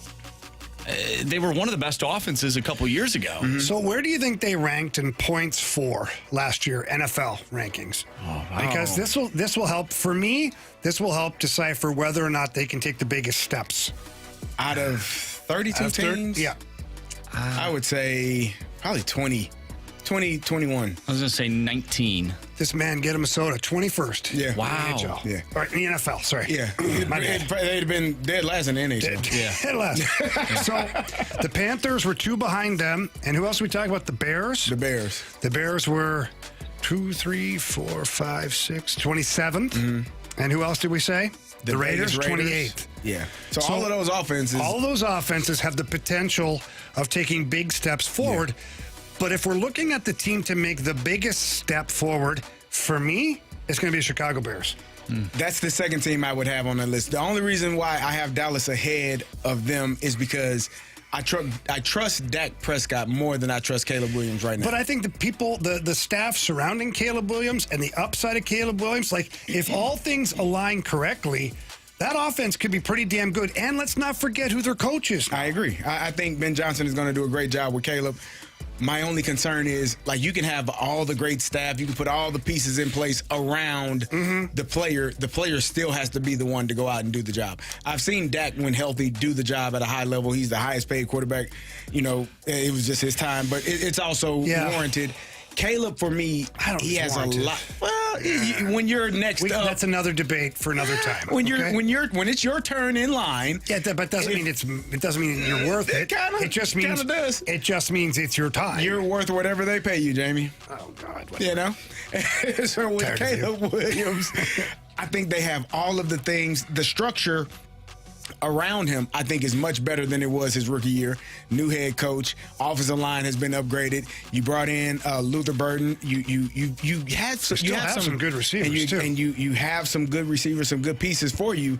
What's their running game look like? Because call me crazy, I'm not going to call myself an NFL expert by any means. But if you want to open up the passing game, I feel like you have to have a pretty good running game. They got DeAndre Swift, who did a really good job last year. And I forgot, they also drafted Colston Loveland, the Michigan tight end, who was the only he was the only person that Michigan threw the ball to, it seemed like to me. Like, they didn't know. They're trying to recreate what Detroit did with the two tight ends. They have some weapons there in Chicago for Caleb, but it's on Caleb. Yeah. Like, DJ Moore is a really good receiver. Rome Odunze was a first-round draft pick last year. They got a lot of weapons for him, but it's still on him. And that's why I have Dallas ahead, because I just trust Dak more than I do Caleb right now. How about this team? New head coach. Oh, boy. A head coach that just came from the third best scoring offense in the league last year, with a quarterback that everybody had serious doubts about until he joined this team. Liam Cohen, the head coach of the Jacksonville Jaguars, now has a quarterback who everyone seems to doubt now. We knew what he was coming out of college. Yeah. And now he is the head coach for Jacksonville, who has some interesting pieces on their team. Do you think it's going to be that big of a difference, though, dude? I'm just saying. I don't trust Trevor Lawrence. I don't either. Yeah. Why, though? Like, I don't trust him. Marshy does, That's apparently. Fair. I'm just, for the sake of the conversation in terms of making a leap forward. You can dig your heels in if you want. I'm not saying they're going to be a playoff team by any means, but in terms of getting back on track, I think that Liam Cohen could be that guy for Jacksonville. Possibly. You're looking at they drafted Travis Hunter in the first round. He's expected to play offense and defense for them. Brian Thomas Jr. had a really good rookie season. He was really good last year. The running game, Travis Etienne was supposed to be one of those guys that you thought, but him and Tank Bigsby really split carries last year. So I don't know. I don't have much expectation from this offense, because I just don't trust Trevor Lawrence enough to go out there and having a new head coach that, understands offense in the way that he does. I think that obviously is beneficial to him, but I just don't trust Trevor Lawrence enough. We kind of went through, this whole Trevor Lawrence started his career off with, bad coaching and he's going to be better. And now we're still 4, 5, 6 years later, still kind of waiting on him to be the breakout quarterback that he was at Clemson. Well, that's kind of my point, though, because we were having the same conversations about Baker Mayfield, were we not? He was bouncing from team to team. The only reason he even got a job is because he had one good drive with L.A. And in fairness, Carey, to Marshy, he's right. Baker, as much as a competitor as he is, he wasn't as highly touted coming out of college as Trevor Lawrence. Baker was in a terrible situation in Cleveland, and then they let him go. Meyer was not a great one for Trevor Lawrence. But he took a team in Cleveland to the playoffs. He did. He won a game. And they got rid of him. They let him leave. They were like, okay, we're done with this project. We're done with this. We're moving on from you. Baker, in my opinion, in Cleveland was a good quarterback. Just didn't have, just for whatever, it's Cleveland. It's not going to be good. It's not supposed to be good. And then it's not. The team. No, the whole city. No, I've spent some time in Cleveland. Cleveland is beautiful. The Divine Wine Bar is fantastic. In the summer. It is. It's beautiful. It is. It's the factory of sadness. I know. They're not supposed to be good. I want people in Cleveland to be offended. That's all. I don't care. Sure, they get some great people. Sure they do. Yeah, I'm sure. I don't know. Maybe. I'm just saying. A couple, I know. At one point, it was there for Trevor Lawrence. I don't think that completely goes away. I think he needs to be paired with a decent head coach. Just like Sam Darnold. Who saw what Sam Darnold did last year? I mean, that's a very, very good thought, because I thought old Minecraft head was going to be a disaster. And he ends up with Kevin O'Connell, and it turns him into like Joe Namath all of a sudden. And I'm not saying Liam Cohen by any means is Kevin O'Connell. I'm not saying that at all. But you're just saying that. I'm just saying it could happen. Could happen. You have more faith in Trevor than I do. I think once I see enough of a player. Is it his hair that bothers you, Carey? No, I wish I had that much hair. That's what I'm asking. I used to have really long hair. I had hair just like that, too, a long time ago. It's a beautiful thing. I think you get your hair to hang out at the back of your helmet. Oh, yeah. You're living life in the right way. Yeah. But no, it's not the hair. It's just, it's him. I don't know what. I mean, I feel the Is it same him way. or his playing ability? It was probably his playing ability. I don't know him personally. I thought maybe he knew something. I think him and Justin Herbert are the same people. I've said that before. Justin Herbert's not nearly as tall. No, it's true. That's the only difference. Have we seen them in the same place They at the went to same two time? different schools. Justin Herbert is a social media quarterback. Oh, wow. Okay, on that note, Gauntlet next here on 101 ESPN.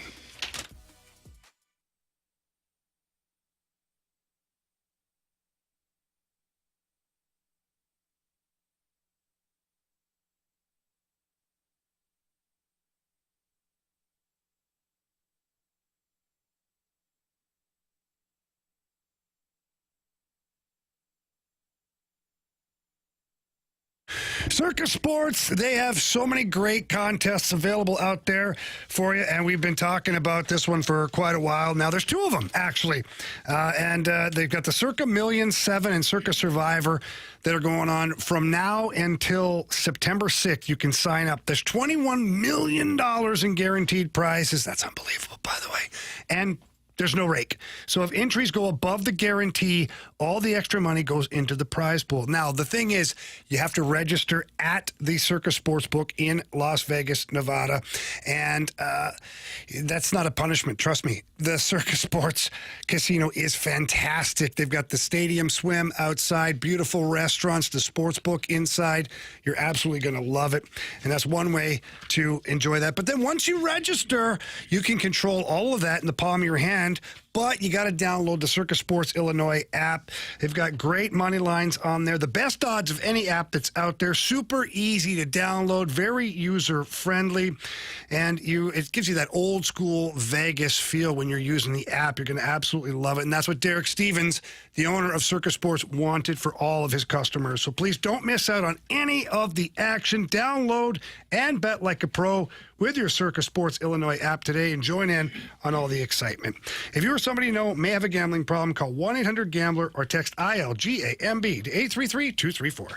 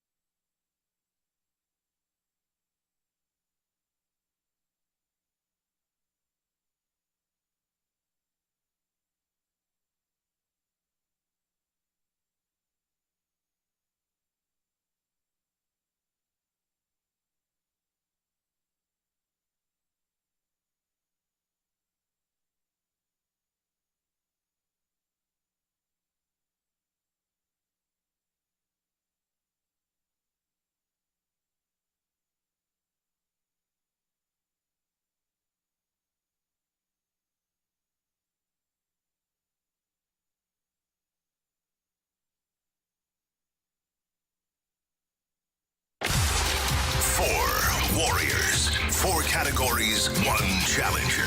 Can you survive the gauntlet? Brought to you by Blue Note Roofing. Roofing, siding, and gutters. Visit BlueNoteRoofingSTL.com for a free inspection. It is 4:03. Your time check brought to you by Clarkson Jeweler, the official provider of Rolex jewelry.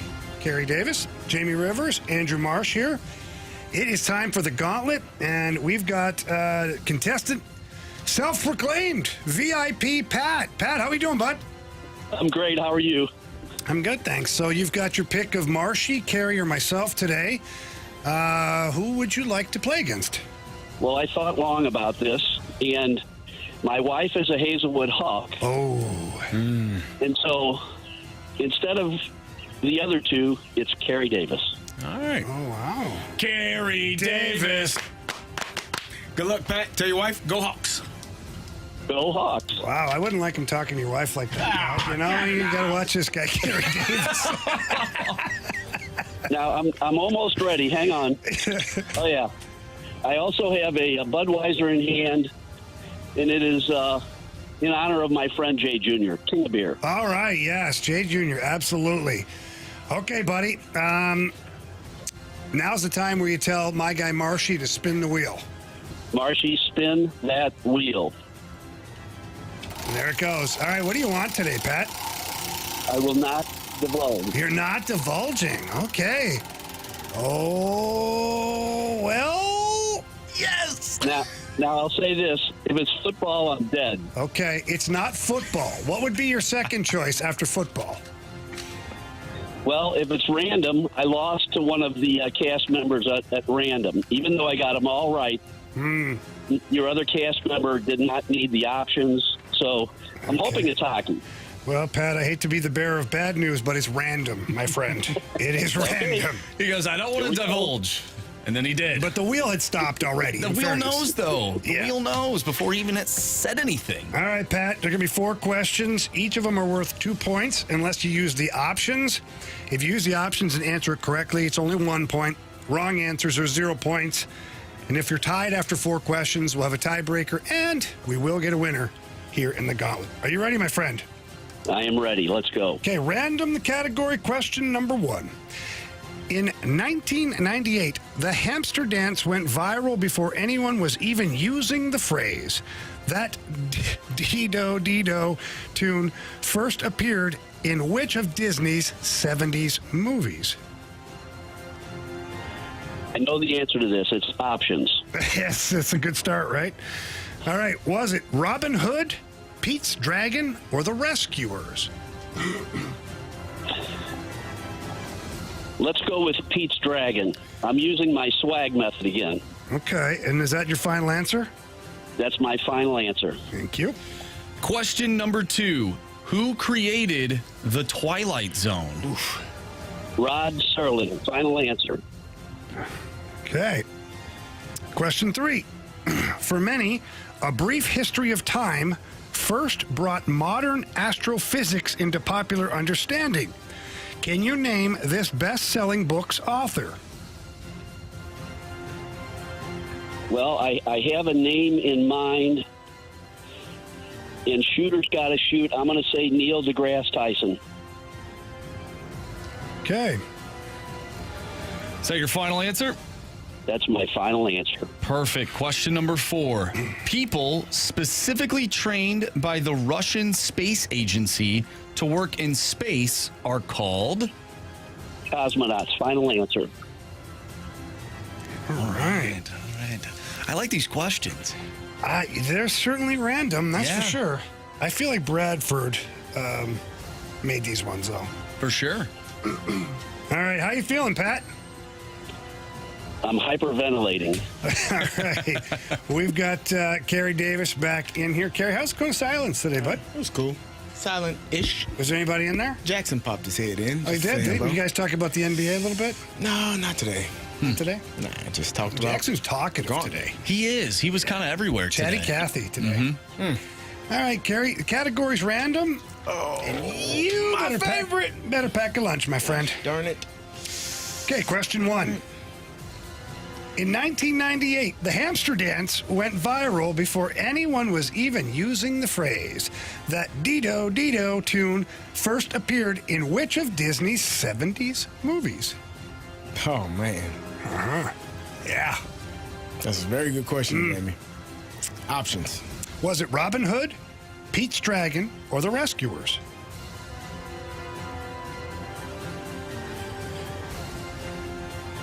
Robin Hood, final answer. Question number 2. Lock it in. Question number 2. Who created the Twilight Zone? Like the person? Yes. Options. Options are Gene Roddenberry, Alfred Hitchcock, or Rod Serling. And Alfred Hitchcock created that? Very good question, Marshy. One that I am uncertain of. Go Alfred Hitchcock. Final answer. All right. Question 3, Carey. This one's pretty easy. For many, A Brief History of Time first brought modern astrophysics into popular understanding. Can you name this best-selling book's author? We were just talking about it the other day, remember? Yeah, I can't remember the author's name. Maybe I'll jog my memory with the options. Yeah, sure. Dan Brown, Stephen Hawking, or Kip Thorne. Can you tell me the name of the... can you read the question again? For many, A Brief History of Time first brought modern astrophysics into popular understanding. Okay. Name the author. Okay, options one more time, please. Dan Brown, Stephen Hawking, or Kip Thorne. Sounds like something Kip would do. Oh, Kipper. Give me Dan Brown. Dan Brown? Yeah, final answer. Dan Brown? Dan Brown. Okay. People specifically trained by the Russian Space Agency to work in space are called...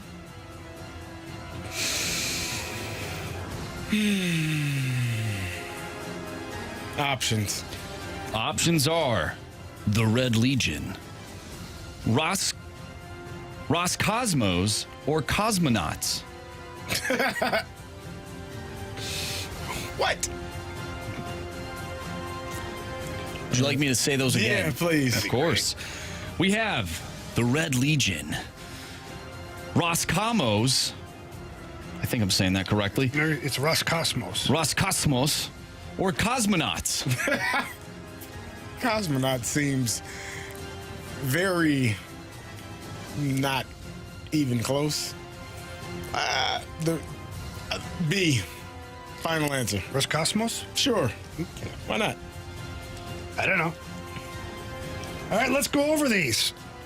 This is ridiculous.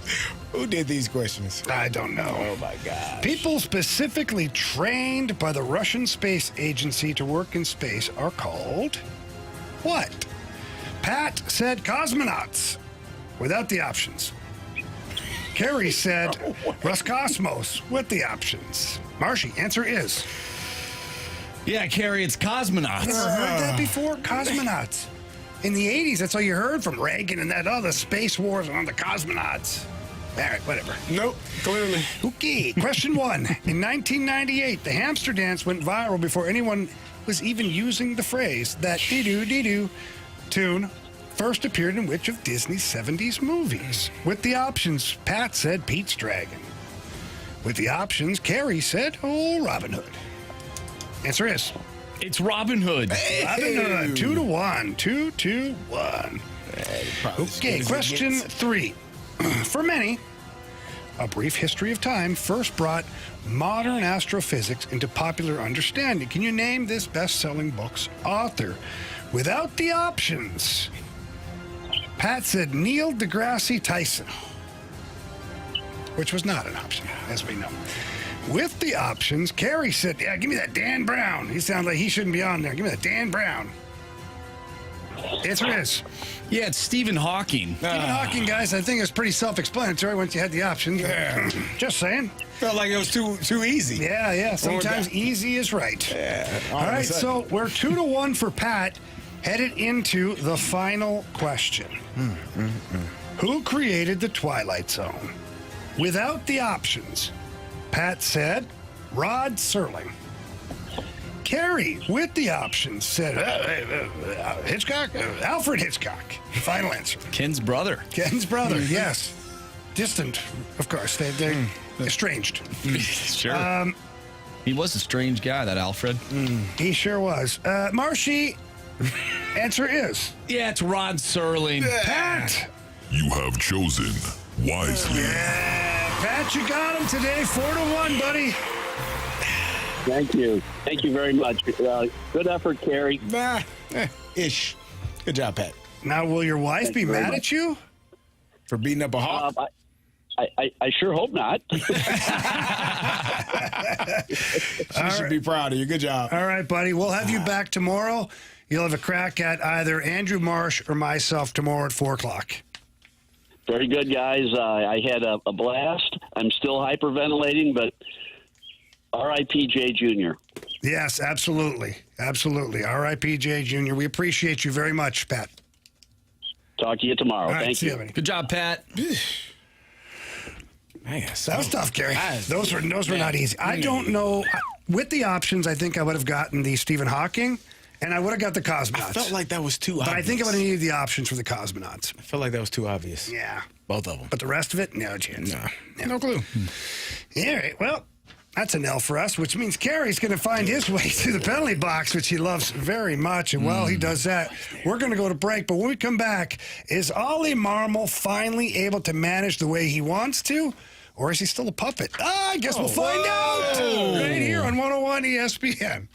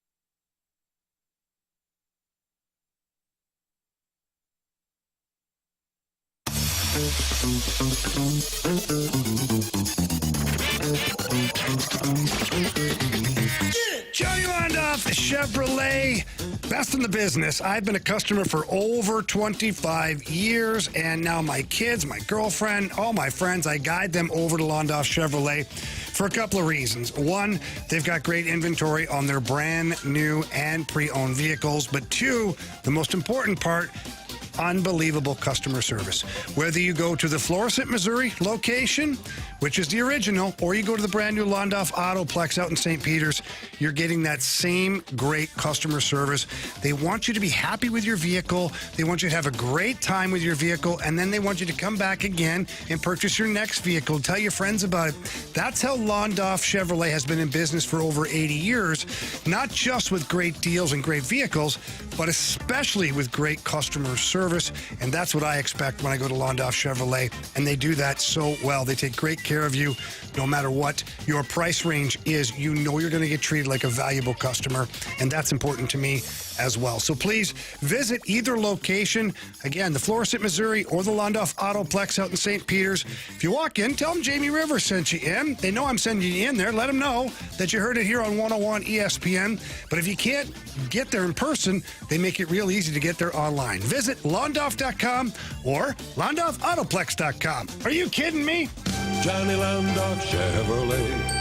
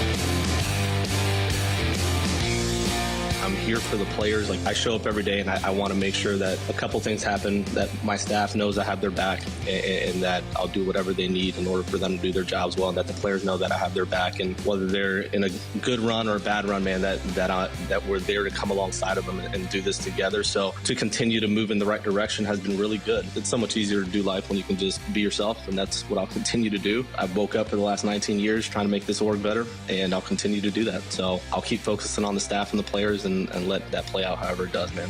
Well, that was Oli Marmol on Foul Territory, and he's talking about managing the team this year for the Cardinals, and just that he really enjoys it, and that he's doing a good job with it. I don't know, guys. What do you think of those comments right there?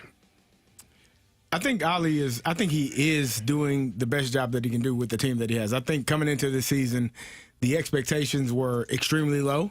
And at one point in May, they surpassed those expectations. Now they're kind of dipping back into lower expectations. But, good manager, good coaches, they find a way to win games. And I think at some point, this team is going to turn it around. It's just been a rough stretch here for the last, 7, 8, 9 games where they haven't been having the success that they did prior to that. Marshy, where do you stand on this?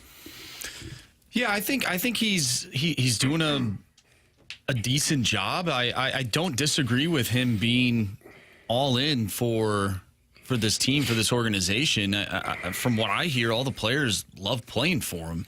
You've heard really good things from big time names. I think the only people that don't like him are the fans. Yeah, which sucks. Like you want to be invested in your manager. You want to watch games, and even if your manager of your favorite team doesn't make the right move, you understand that that's going to happen. I just don't think that Oli has had enough success here to gain that type of backing.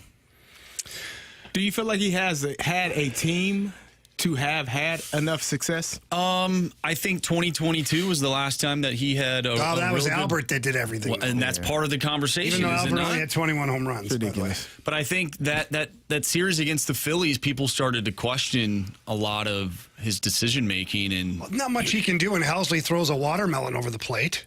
Yeah, but he had a blister in the final games of the season. I don't blame Oli for that. Lisa and I kind of went back and forth on it on the text thread yesterday on the text machine there, and she kind of blamed Oli for Helsley blowing up in that, was it 9th inning or 8th inning? I can't remember. It was the 8th or the 9th inning. It was the 9th. And so for me, when you're a coach, you have to trust your guys. We talked about yesterday, would the Oilers go to Skinner or Pickard, and they're going with. Shh, we're gonna get into that. Okay, well, we don't know yet. Top secret. But we talked about it. You generally go with your guy. Tease. Yeah, you go with the guy that got you there. You should. I don't know if the Oilers will tonight or not, but you go with the guy that got you there. But it's also on the player to be open and honest about how they're feeling. So if Helsley was hurt to the point where he could not grip a ball or hold the ball. If I told you, Carey Davis, we're in the playoffs, by the way, and you had a little bit of a banged up shoulder. Go. That's right. But then is it Mike Tomlin's fault for playing you? Listen, yeah. Hell yeah. I can always go. I had a thought. This will tell you how my thought process worked when I was playing. I know it already. If I can walk, I can run. If I can run, I can play. If I can't walk, don't sign me up. Mine but was, if I can as walk, long as I'm not dead, I'll play. Exactly. I'm breathing. I got. And unfortunately, the good Lord took me up on that. They had to make sure you meant what you said. Yeah. So I think Oli has done what he can do with what he has. He's done the best job with the players that he has. And this year was not supposed to be a good year. The expectations were not high, and this team is probably playing. Even with the last 10 games where they've been 3-7, they're still probably playing better than you expected them to play coming into this season. Mm-hmm. So I think Oli was dealt a bit of a crap sandwich here. And hear me out, okay? The first year he comes in as manager, Albert Pujols comes back to the Cardinals to join Yadier Molina and Adam Wainwright. Correct. Talk about a three-headed monster. That's Cardinals history. And now you're a young manager who's never managed at the major league level before, and you're handed that. And you had a player win an MVP. And you had Goldie, and you had Arenado. Yes. Yeah. So you've got a lot of strong personalities and a massive amount of success that you're handed. It sounds like, wow, what a gift, right? Not necessarily. Not necessarily, because that's really tough for a new head coach manager to navigate being given a bunch of Hall of Famer-esque type players. And a guy who's chasing 700 to make sure that he who was gets terrible at the start of the year. He was, and you're trying to manage whether or not he's in the lineup, when to put him in the lineup, and at the start, where to put him in. You couldn't play him. In fact, Albert talked to Oli about maybe not even like finishing the season, and Oli was the one that said, "Hey, go do the All-Star game. We'll rethink things after," and the rest is literally history at this point. So that was year one. Year two, Pujols, Waino are gone. You still have Goldie, Arenado, and Yachty. Yachty was gone. No, Yachty and Pujols are gone. You still have Waino. Now the problem is Waino's chasing his own success, and he's hurt, and he's pitching at a very below average caliber. And he's got to roll him out there every 5 days, knowing that Waino might be pitching batting practice. And I'm not trying to be disrespectful right now. It was not pretty. We know it wasn't. But Waino got there. Some say it was, in due part thanks to me for throwing the first pitch that one game. People forget. People forget that I set it up for Waino. But anyways, he got to where he wanted to be, and then he stopped playing. He never pitched again for the Cardinals. That's a pretty tough go for Oli. And then last year was just a disaster. I feel like this year is the first time that Oli's been able to manage this team like it's actually his team. Fair or not. I can see that. Yeah. And the results aren't astonishing. I'm not acting like Oli's manager of the year. Right. But at least he looks comfortable now managing a group of players that he feels like he's the boss of for the first time. I know the team is in a bit of a bad stretch here, but if I would have told you before the season started this team will be above 500, a couple games out of a playoff spot, would you have believed me? If I were to tell you. What if I told you that the series could flip on its head with one text message? I would I don't know what my expectations were coming. I didn't expect them to be as bad as they were 2 years ago, because that was really bad. That was tough to watch. Really, really bad. And I didn't expect them to be probably 82, 83 wins. So they're probably right where I thought that they would be. Do you think that this season itself will make Oli a better manager based on like what you just said? Yeah. I think it may have already done that, quite honestly. I think there's a lot of people, not everybody. I think there's a lot of people that are okay with what Oli's been able to do this season. I think some people look back and go, okay, well, maybe he earned his stripes. Maybe he's learned some things. Like being a boss, being a manager, being a head coach, whatever, it's not easy. Right. And when you do it for your first time, we talk about, he's got no job experience. Yep. You're right. Yep. But how do you get experience? You have to let him. You have to let that individual live and learn. And then if there's no improvement upon what you're seeing, then they're not capable of doing it. Right. I actually feel like there's been some improvement, specifically with the right staff too. This hitting coach, the pitching coach, Daniel Descalso, all these guys seem like it's the right fit for this group. So I don't know. I just think that Oli. I think Oli has work to do.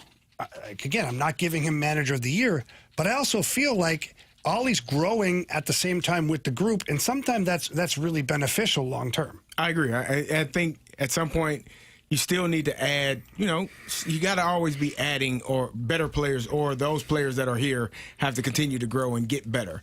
That's the only way that you're going to continue to be a team that's fighting for a number one spot in the division and fighting for a playoff berth, and a team that is fighting to make it to a NLCS to a World Series. All right. The Air Comfort Service text line is 314-399-9646.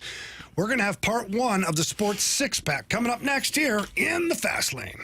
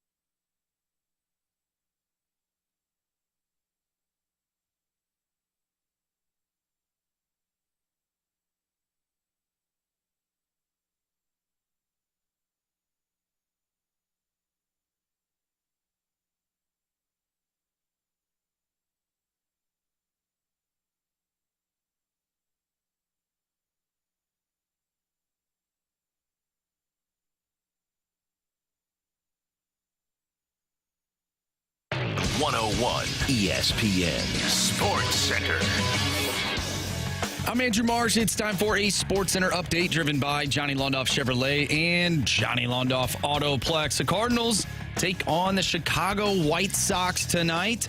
Matthew Liberatore on the mound for the Cards and Shane Smith on the other side for the White Sox. First pitch tonight is at 6:40. We'll have Game 6 for you right here on 101 ESPN between the Panthers and the Oilers as the Panthers look to win back-to-back Stanley Cups.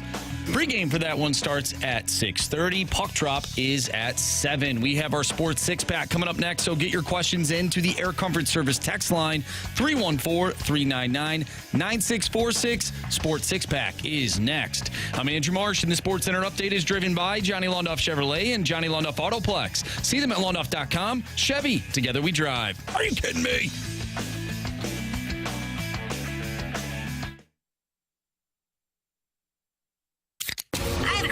It's time for the Fast Lane to answer your sports questions. I want to ask you a bunch of questions, and I want to have them answered immediately. Asking me all these weird questions. Answer the question. Answer the question. Answer me! The Sports Six-Pack is refreshed by the Finnish Long Drink, Finland's best-kept secret. A sparkling citrus beverage made with real liquor. Visit thelongdrink.com. Must be 21 years of age or older. Drink responsibly.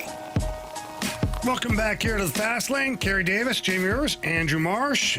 We asked for your questions to the Air Comfort Service text line 314-399-9646. Marshy, what do we got? Question number 1.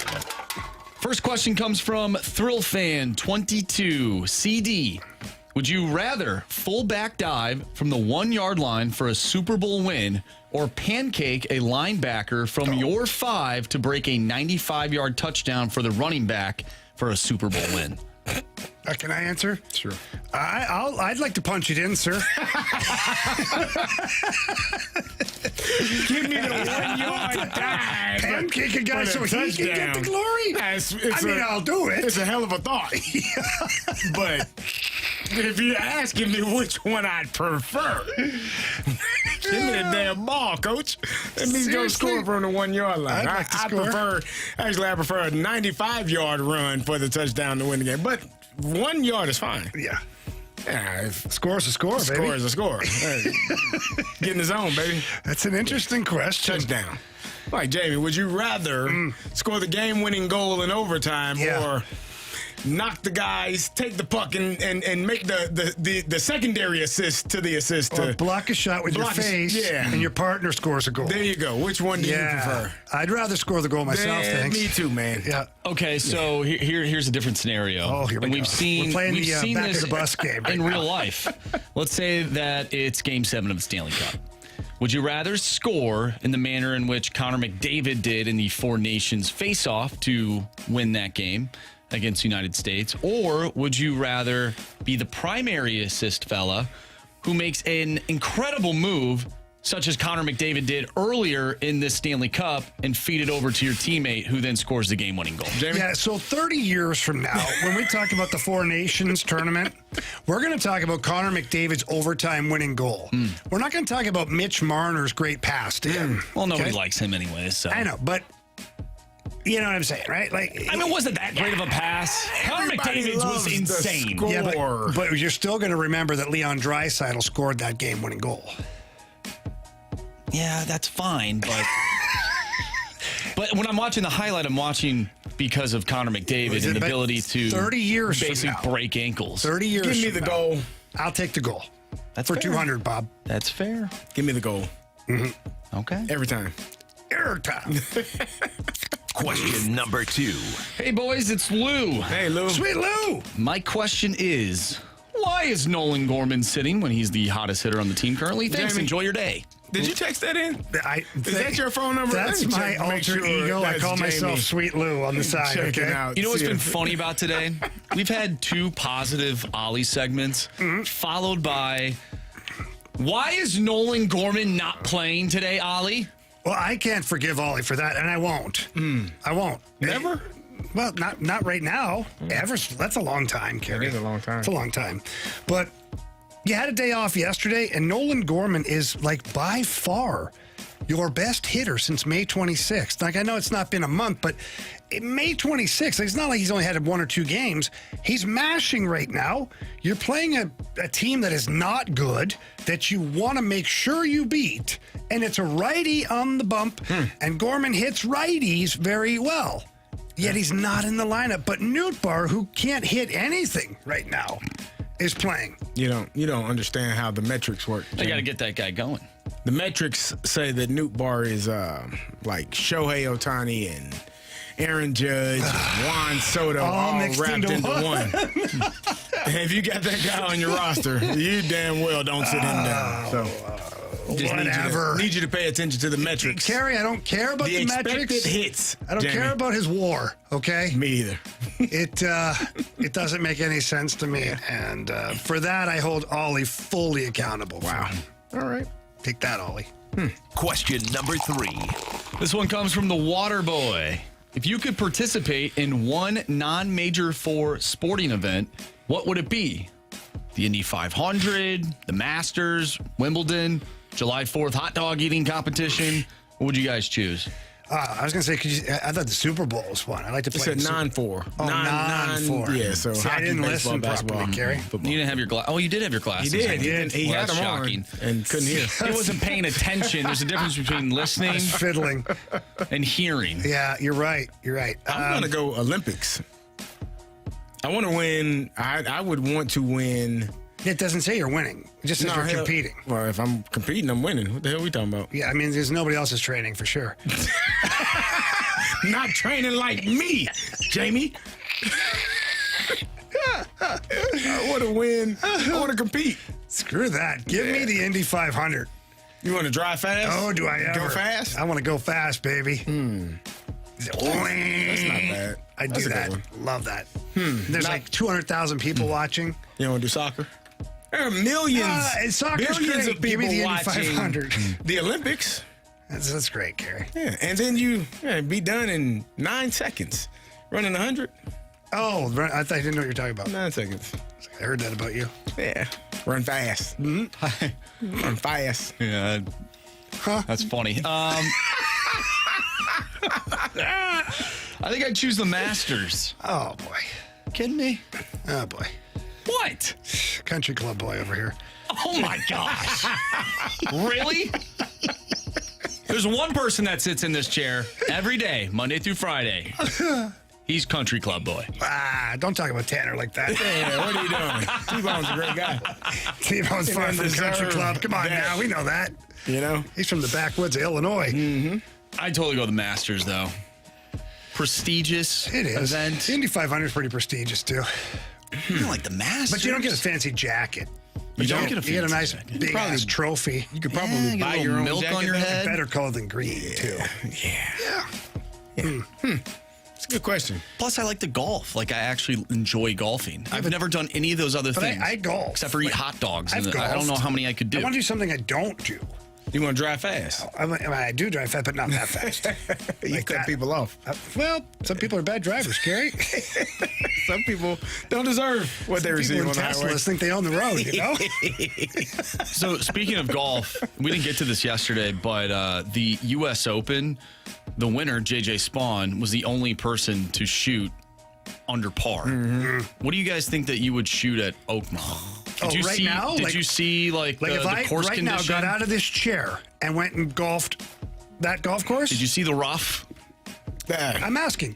Yeah, right now. So, not after a week or two of practice, a month of You know practice. what? I'll even give you some practice. How much time?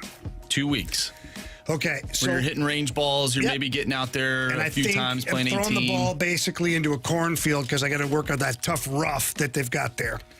Yeah, so in my heyday as a regular golfer, I would shoot between 77 and 84. Very respectable. Not elite, not great, respectable. But that's like the normal courses. Right. Not even hitting from the tips, like the normal, the ladies' tees, the man's tees, and the pro tees. I mean, like the man's tees. So for me to go to that course and play from the tips, along with the conditions and how difficult it is, I'd probably shoot 120. That's where I was going. Yeah. At bare minimum.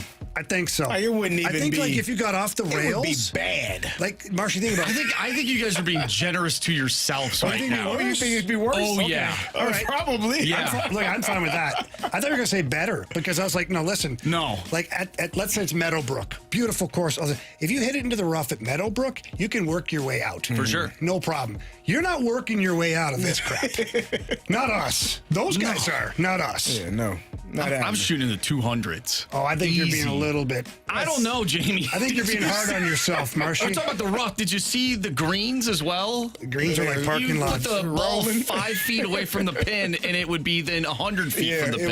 It was fast. They were rolling. But maybe I'm out to lunch. Listen, I'm not claiming to be a great golfer, so if it's 150, it's 150. Yeah, I mean I'll take it. Conditions are really tough. So, all right, we're going to keep this rolling. Again, the part 2 of the Sports Six-Pack coming up. If you have any more questions, 314-399-9646, Air Comfort Service text line. Or you can always jump on the YouTube chat line brought to you by the Air Alliance team. We got some questions in there, too. We'll talk about more stuff when we come back on 101 ESPN.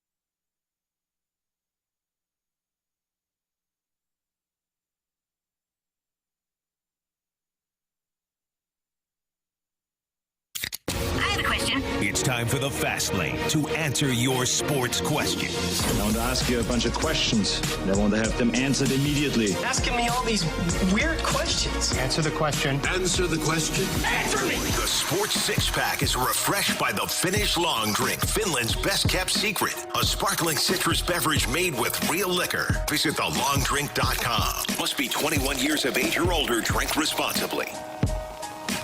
Welcome back to part 2 of the Sports Six-Pack. Jamie Rivers, Carey Davis, Andrew Marsh. Marshy, let's keep this thing rolling. Question number 4.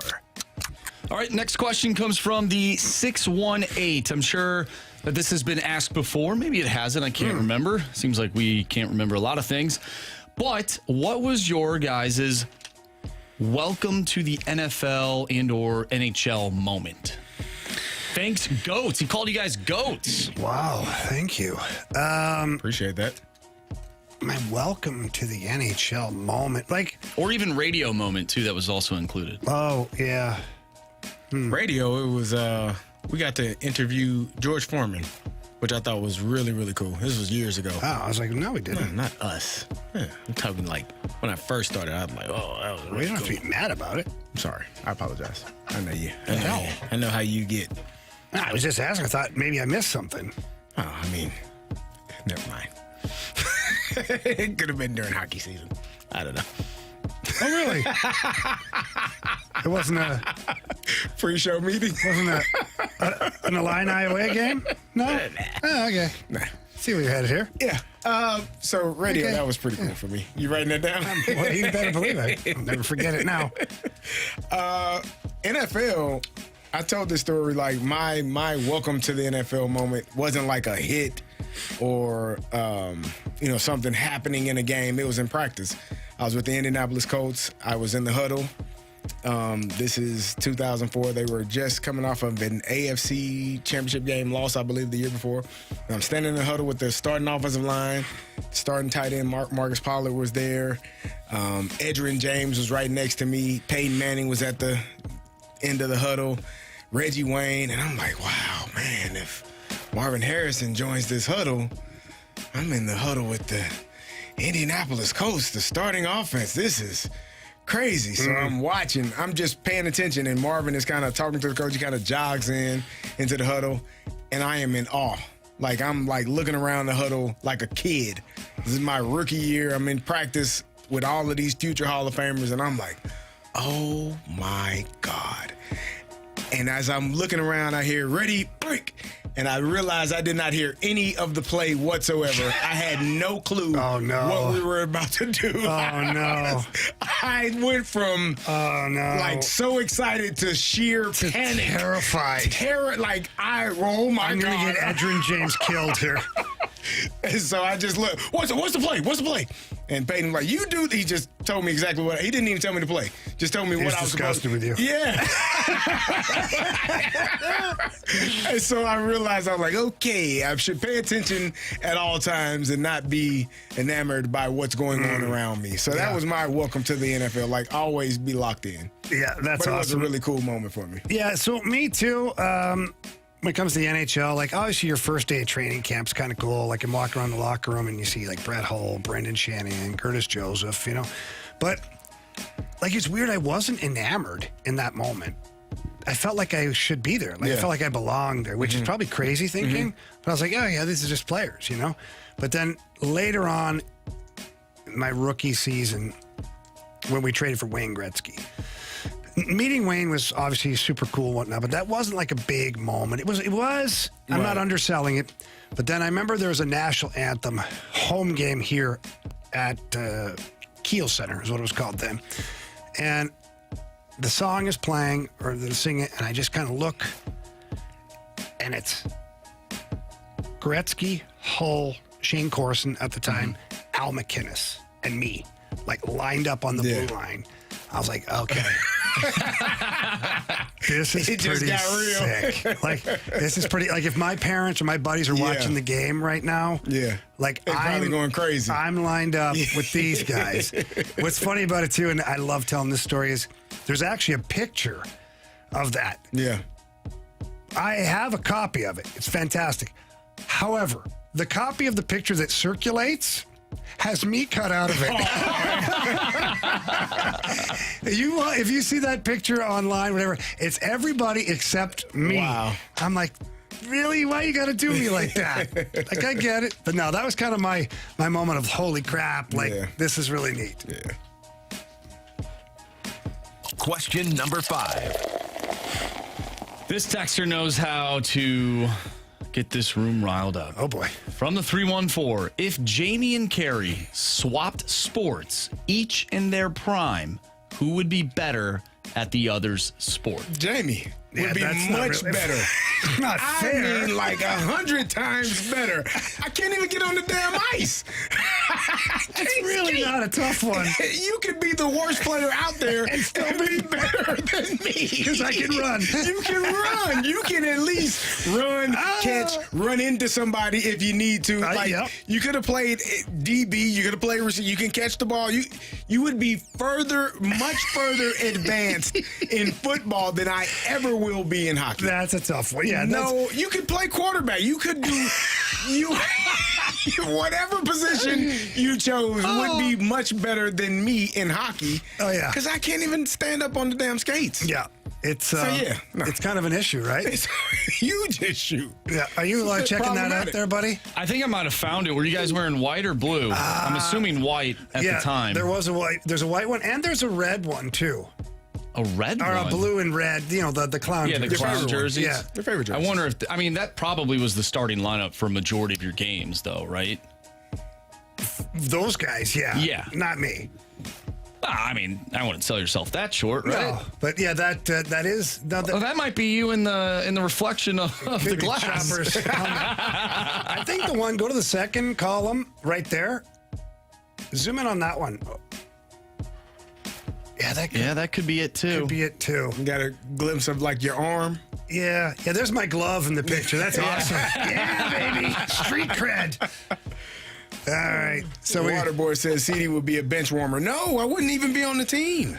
Be tough. You'd have to skate to the bench. I gotta get there. Yeah, that's a victory for me, but it's not a qualified comparison. Listen, it can't be further along than I would be. Yeah. Zeus said, what position would you play? Wherever the hell I want. Zeus, you just heard Carey. Well, wouldn't it have to be fullback? No, I guess.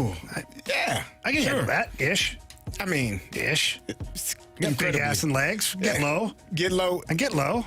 Same leg, same shoulder. You'd be on special teams, though, too. Yeah. Thank you. I am a special player. Yeah.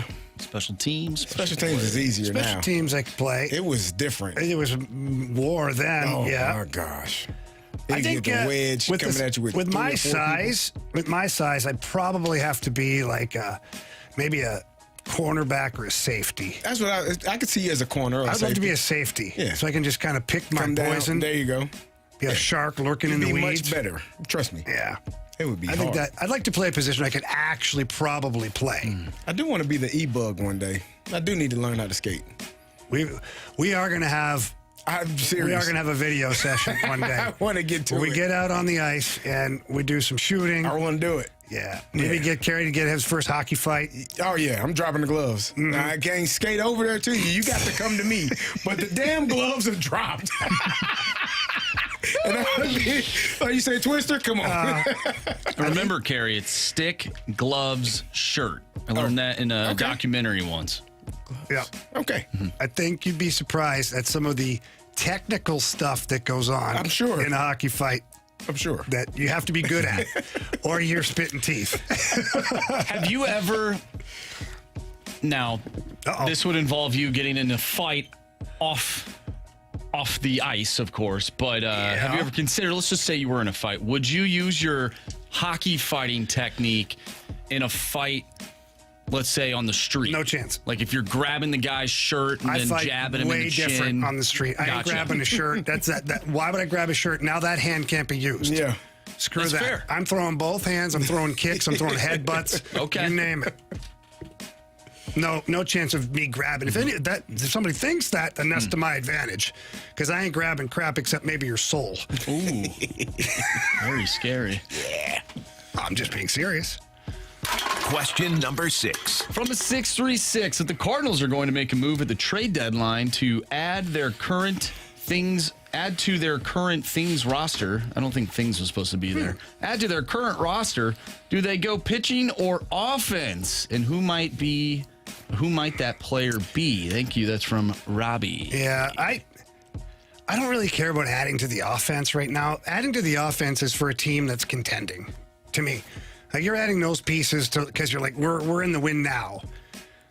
For me, I mean, unless it's a prospect, I guess, but I'd still go pitching. I'd go pitching. You've got Sajasi, Weatherholt in Memphis and in Springfield and whatnot, and those guys are going to be good offensive players. They're not going to be big boppers, but they're going to contribute at some point. You know, the pitching, if we've learned anything over the last 4 or 5 years, that's where the Cardinals screwed up. And the well was pretty dry, and now they're trying to refill it, and they're just now getting there with Liberatore, McGreevy, Palante. Like, to me, you got to keep adding to that. We should expound upon that. Ooh, Sure. wow. Next. Right here on 101 ESPN.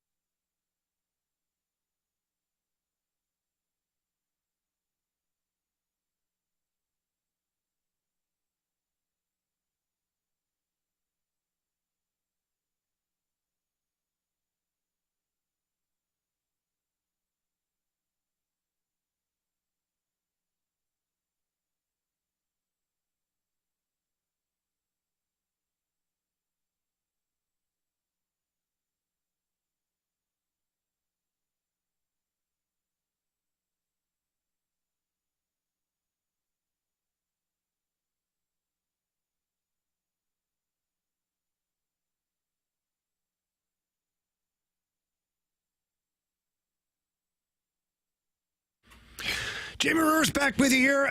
We tried to call our guy Stewie from Stewart's American Mortgage Corporation, but Stewie was actively taking care of a 101 ESPN listener right now, trying to help them out. And Stewie did tell me this, though. He said, now is the time. Buy now. Refinance now. Rates are predicting to drop here in the next little bit. So get a hold of my guy, Stewie. He's the best in the business. He'll help you whether it's buying that home or refinancing, and he's got the bagel loan that costs you absolutely nothing. No closing costs, no interest fee, none of that stuff. You've got the bagel loan, so you can use it. But all you got to do to get all that great stuff is call Stewie. He gives out his personal cell phone number too, makes it really easy for you. That number's 314-324-4440. Again, that's 314-324-4440. And like my guy Stewie said, rates are dropping. You're going to need to talk to somebody. You might as well talk to the best in the business, and that's Stewie. So please give him a call. If you can't remember that number, please Google the bagel loan. NMLS number 226715.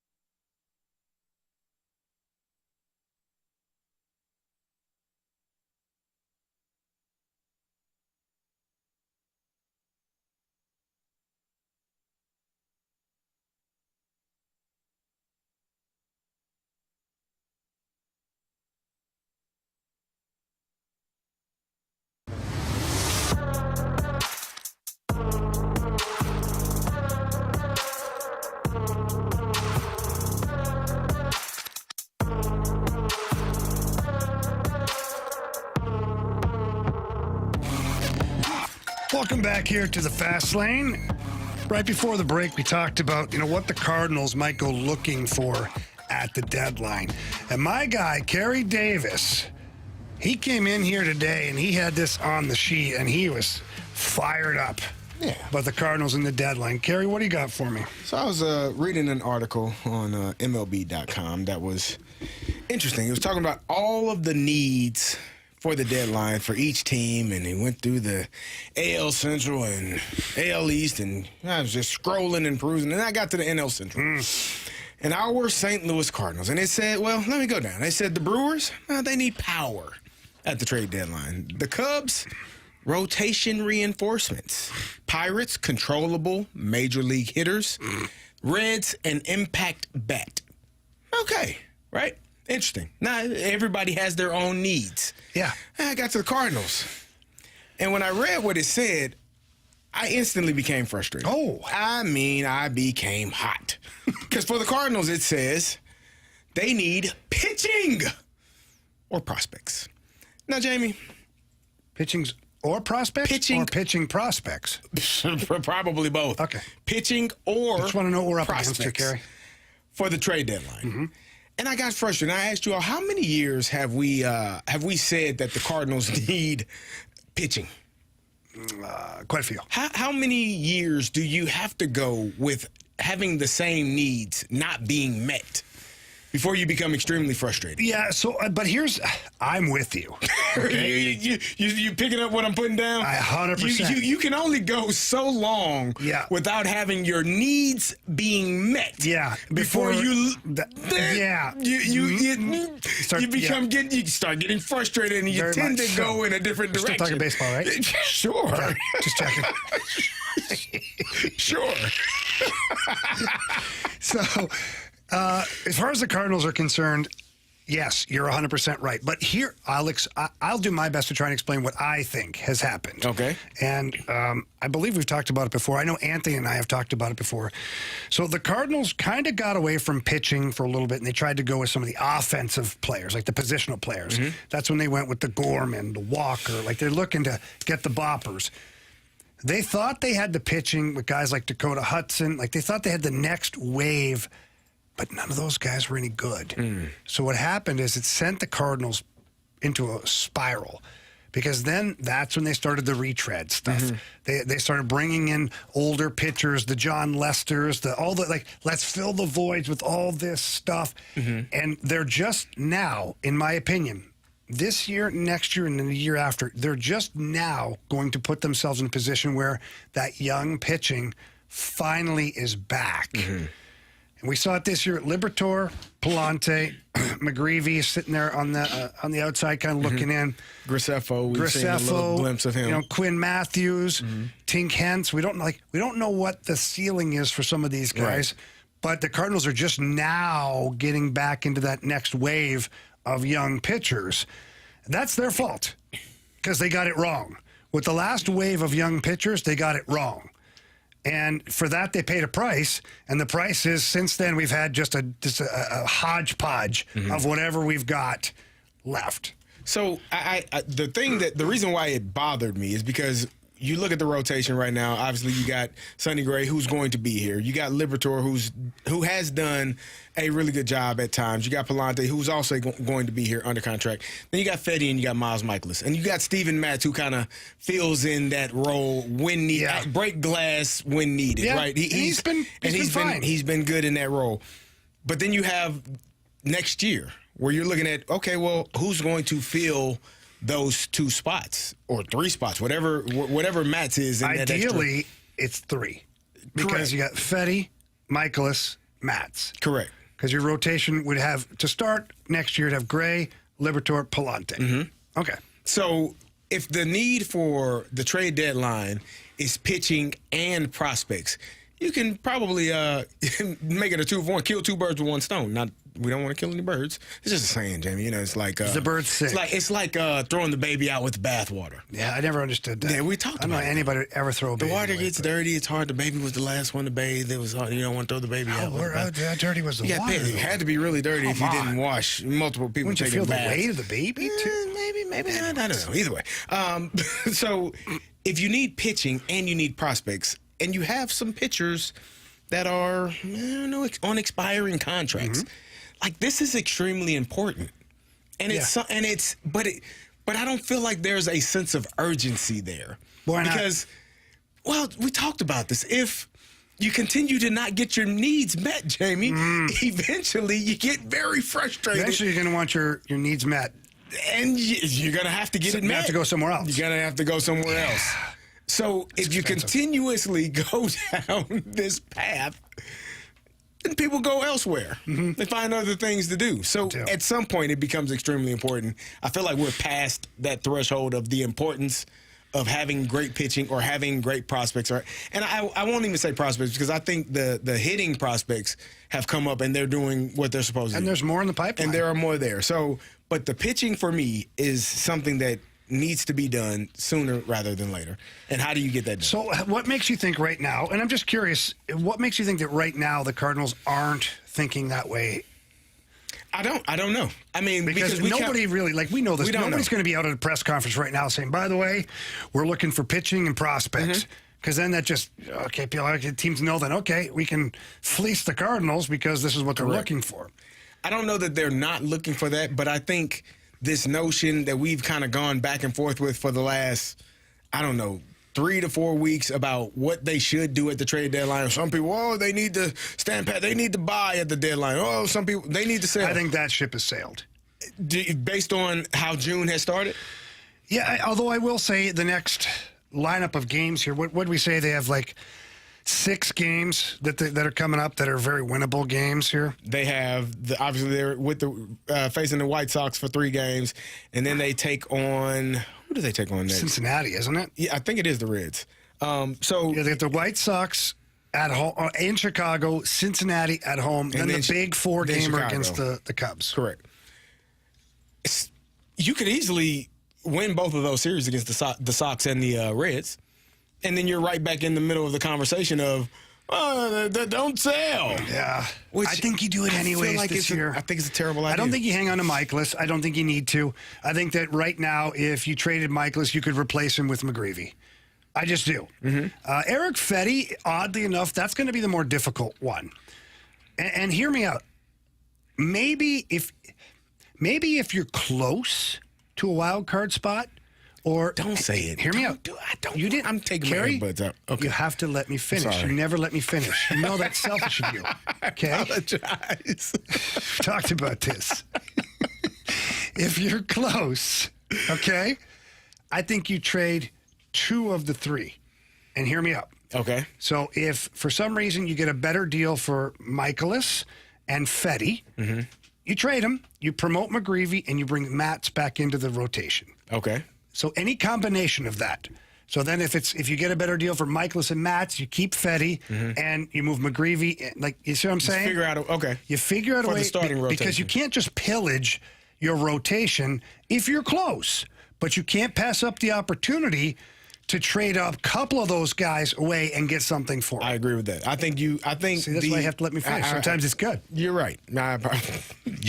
Thank you for you're welcome. Letting me hear all that you had to say, and I chose to continue to listen, not get so frustrated. No. I do agree. I think you have to move on from some of those expiring contracts, and if you can get something in return, I think you do. You already have McGreevy there available, ready to step into that role. Ryan Helsley is the other one that I think you're going to get the most for if you're capable. For sure.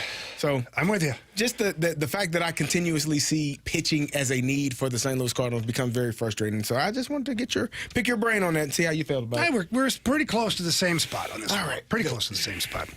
All right. Well, we'll see what the Cardinals end up doing ultimately, but we'll talk about it from now until then every day, probably several times a day, quite honestly. All right. What does history tell us about what to expect in Game 6 tonight of the Stanley Cup Final? Oilers-Panthers tonight. Going to be a fun one. We're going to get into that next here on 101 ESPN.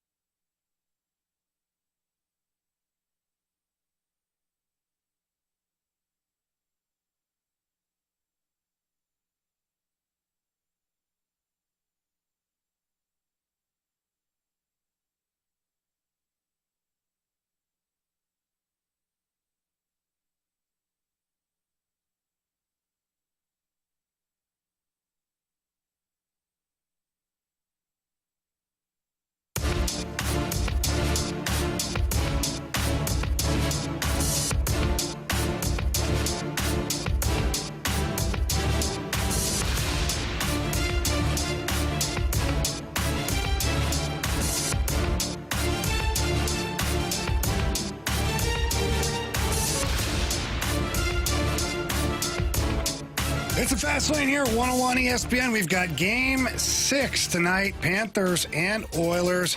By the way, pregame right here on 101 ESPN at 6:30. Puck drop at 7 p.m. And Paul Maurice, who is never without logic or words, was talking to the media this morning just about, the Stanley Cup in general and playing with the lead and having a good start, things like that. Well, Paul Maurice, a bit of a wordsmith himself, he had a really good explanation about why, how good starts are great, but they're also dangerous against the Oilers. Here's what he had to say. I think it's been the great challenge, actually, because we've had leads in games and we've had them evaporate. I mean, they are built to attack. And when the pressure comes off a team, and that pressure, you get up a couple of goals on the other team, their risk profile changes. Well, that's the most dangerous team in the National Hockey League when the risk profile changes. For us, the second one would be the Tampa Bay Lightning. When they're down a goal or two, they are incredibly hard to handle. And it's in the style of game that they're very, very good at. So there's just been more time where we're playing them at their best, like the attacks, the goaltending. I know what the numbers are. I get all of it, but the number of really, really good saves that happen in each game. I think we have the lead there at their best. We'll take two more questions. So that was Paul Maurice talking about the Edmonton Oilers and playing with the lead and how they end up playing looser. And so, Carey, all we have to do is go back to the one game. Panthers up 3-0, and it seemed like this is not going to happen for the Oilers. And then what happened was almost the unthinkable, is the Oilers just went to work. And they played without as much restriction because they're already down by 3. And when you're already down by a goal, or down by 2, you're playing a little looser. And when you have a team like the Oilers with McDavid, Draisaitl, Perry, Nugent-Hopkins, Bouchard, like so many offensive weapons, that can make it dangerous for the other team. And the Panthers learned that firsthand. They got kicked in the teeth after being up by 3, end up losing that game in overtime. So when you look at these games, I'm not suggesting by any means that it's way easier to start down by a goal or 2. But if you're the Florida Panthers, you have that in the back of your mind now that there's no lead that's safe.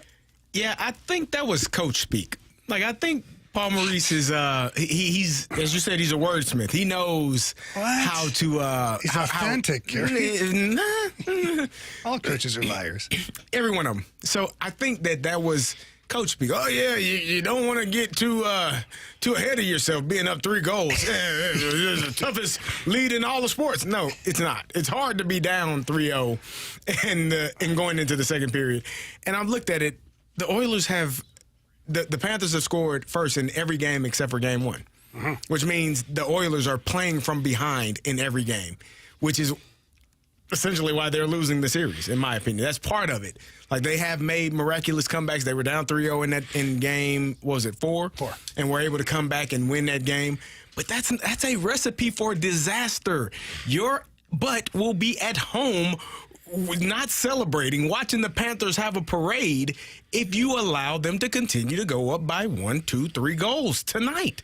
You're going to be sick losing to the same team for the second year in a row, this time in 6 games as opposed to 7, if you do not play better defense, if you do not get on the board first, in my opinion. I think they have to be more aggressive from the jump. They have to not get into the nonsense and not allow Florida to draw them into the bull crap that they have been drawn into the entire series. And you're not going to out-physical them, neither mentally or physically. You have to play your game and be better at what you do. And hopefully, if Stuart Skinner is starting, or Pickard, whoever they put in that, be hittable. Well, it has been announced by Coach Chris Knobloch that Stuart Skinner will start as he should tonight. And, yeah, I mean, his reasoning behind it was just that Stuart Skinner has been in these high pressure games, especially last year in the Stanley Cup Final, and played very, very well for them, dragging it all the way to Game 7 and narrowly losing that game to Florida. So Paul Maurice was also asked about the emotions of having the cup in the building and also about, Connor McDavid's desperation. Here's what Paul Maurice had to say. There's a whole bunch of things that we had never before. Part of it is, how do you handle families on an elimination game? Because it's a pretty normal thing for a team that's in the elimination game setting. They bring families in. But this is the first time we had ever done that. So there's a whole bunch of stuff that you have to go through the first time. And then there's all these superstitions. You don't want to talk about it. Do you want to talk about it? Well, there's things you have to talk about. And then you're putting the cart before the horse. Like, all of that stuff kind of got dealt with that last year. We went through it for the first time. And now we're just getting ready for the hockey game. It's a different set of emotions for us. Yeah, so that's interesting because, being around the Blues as much as I am the last couple of years and talking to the players who were, a part of that Stanley Cup championship, even talking to the guys after they won it, Game 6 here in St. Louis of that in 2019 was, it was nuts. Crazy. People everywhere downtown. I'd say there's a couple of 100,000 people downtown ready to celebrate. Yeah. The players had to make sure, their parents and the kids, and they had to, all of the things had nothing to do with hockey. Right. And so they lost that game. It was a tough one. Their worst game of the series, I would say. And then talking to everybody else, I said, once they got on the plane, it was almost like a relief. All right, it's just us now. Yeah. We get to go back to the hotel. They're playing cards, having a good time. Yeah. And like Steve Ott always says, I just knew. He's like, I turned to Chief and said, the cup's coming home with us. These guys are they're in the right frame of mind. Yeah. So for Florida, they have an advantage. They went through this last year. Edmonton did as well to a certain extent. Game 7 for them. Game 7 was the only, but Florida, from 4, 5, 6, and 7 had to be ready with all this other stuff. And now this game's at home. Yeah. And I don't think the Florida Panthers want to go back to Edmonton. I don't. Correct. I think they want to end it now at home because going back to Edmonton, who knows, man? I think if you go back to Edmonton, it's going to be difficult for them to win that final game, that Game 7. I think Edmonton, if they win tonight, and are able to go into Florida and really take care of their business, the amount of energy you have going home for a Game 7, you'll have all of the family issues and all of that stuff. But like you said, they went through that last year as well.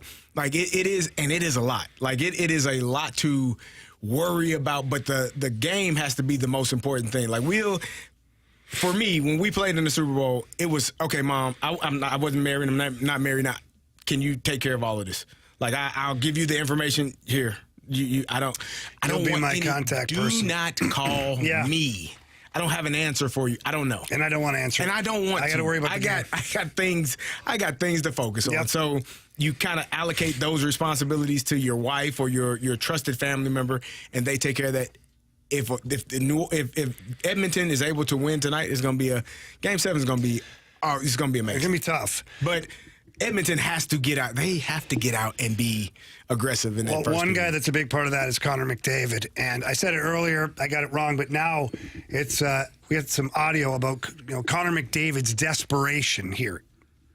I don't think anybody saves it for the elimination game, right? I think there's a certain freedom that comes into a Game 7 concept, whether it's Game 5, 6, or 7.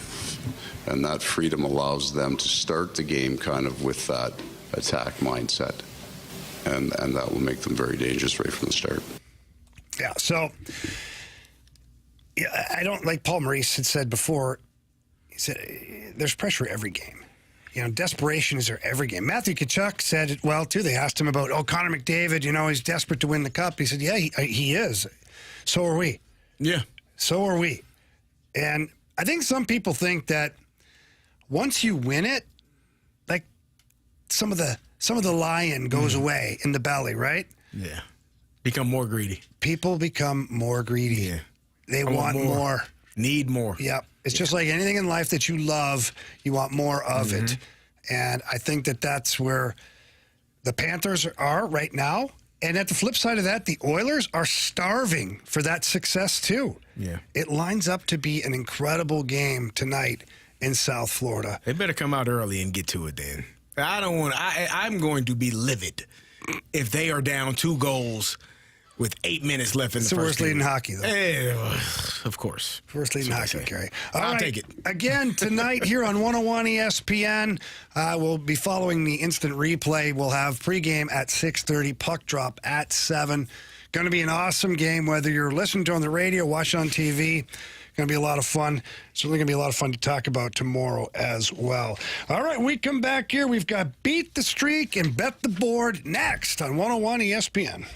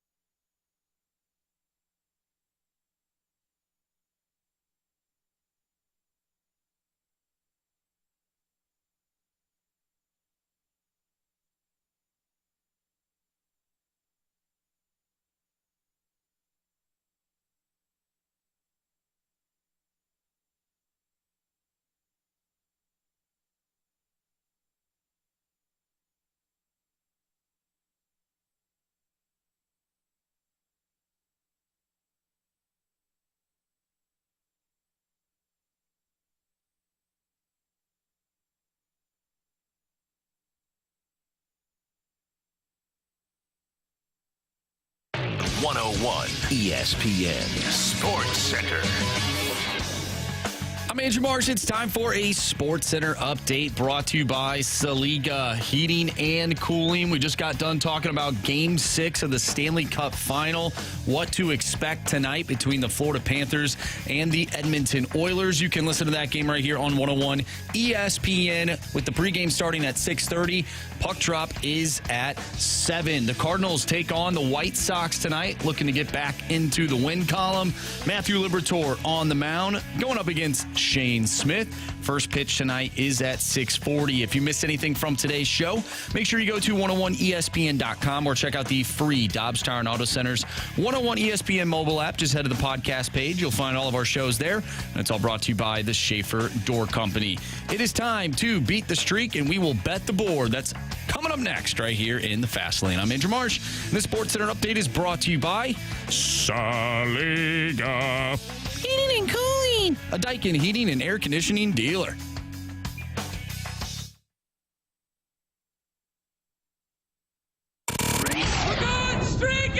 I want to hit baseballs. All of my successes depend on me. You ready to hit? The hits just keep on coming. And his first big league hit is a bullet up the middle.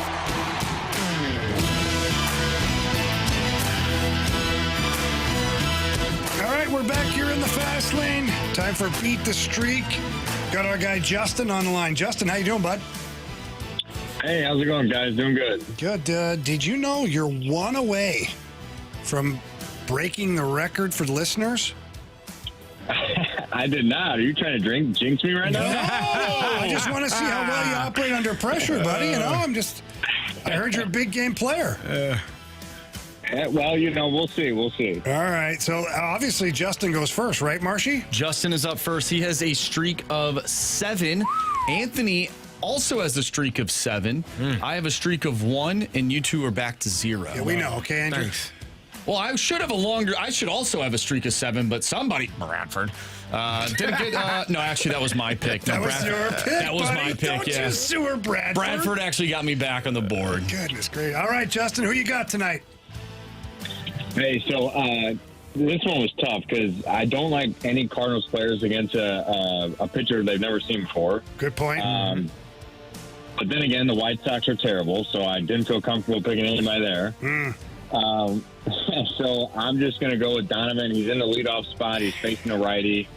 We'll go ahead and take Brendan Donovan. All right. CD's mad at you. Yeah. It's all right. But that's okay. He should play better if he wants to go first. Actually, I played much better. Hey, Marshy, or is it Anthony? Who is it? Yeah, it's Anthony right now, and we'll just take a gander at what he put in our group chat. It looks like he wants Mason Wynn tonight. Okay, Anthony Stalter for Mason Wynn. Marshy. All right, unfortunately, I'm going to have to go with a White Sox player tonight. Yes, I am looking. You disgust me. For some reason, this guy, I remember he robbed a home run last year or 2 years ago? He was with the Cubs. Mike Tauchman. I don't know why. He bothers me. Gary's brother? No. Give me Mike Tauchman tonight. That's unreal. You just picked a guy you'd never heard of before. That's not true. That's 100% true. You don't know that guy. I know Mike Tauchman. I just said he played for the Cubs. Yeah. Also played for the Yankees. He had his page pulled up. I wanted to see what his numbers were against the Cardinals. Okay. Not great. No, apparently pretty good. Marshy likes him. That's his horse. All right, CD, I'm going to let you go ahead. So thank you. Appreciate it. Wynn is gone. Donovan is gone. Mike Tauchman is gone. Give me Wilson Contreras. Okay. CD, Wilson Contreras. I will take Alec Burleson, like that big burly guy with the left-handed bat. All right, Justin, the picks are in, buddy. Good luck tonight. Hopefully we'll talk to you again tomorrow. All right, sounds good, guys. I appreciate it. Have a good night. You too, brother. You too. All right, right from Bet the Streak to, or Break the Streak. What is it? Beat the Streak.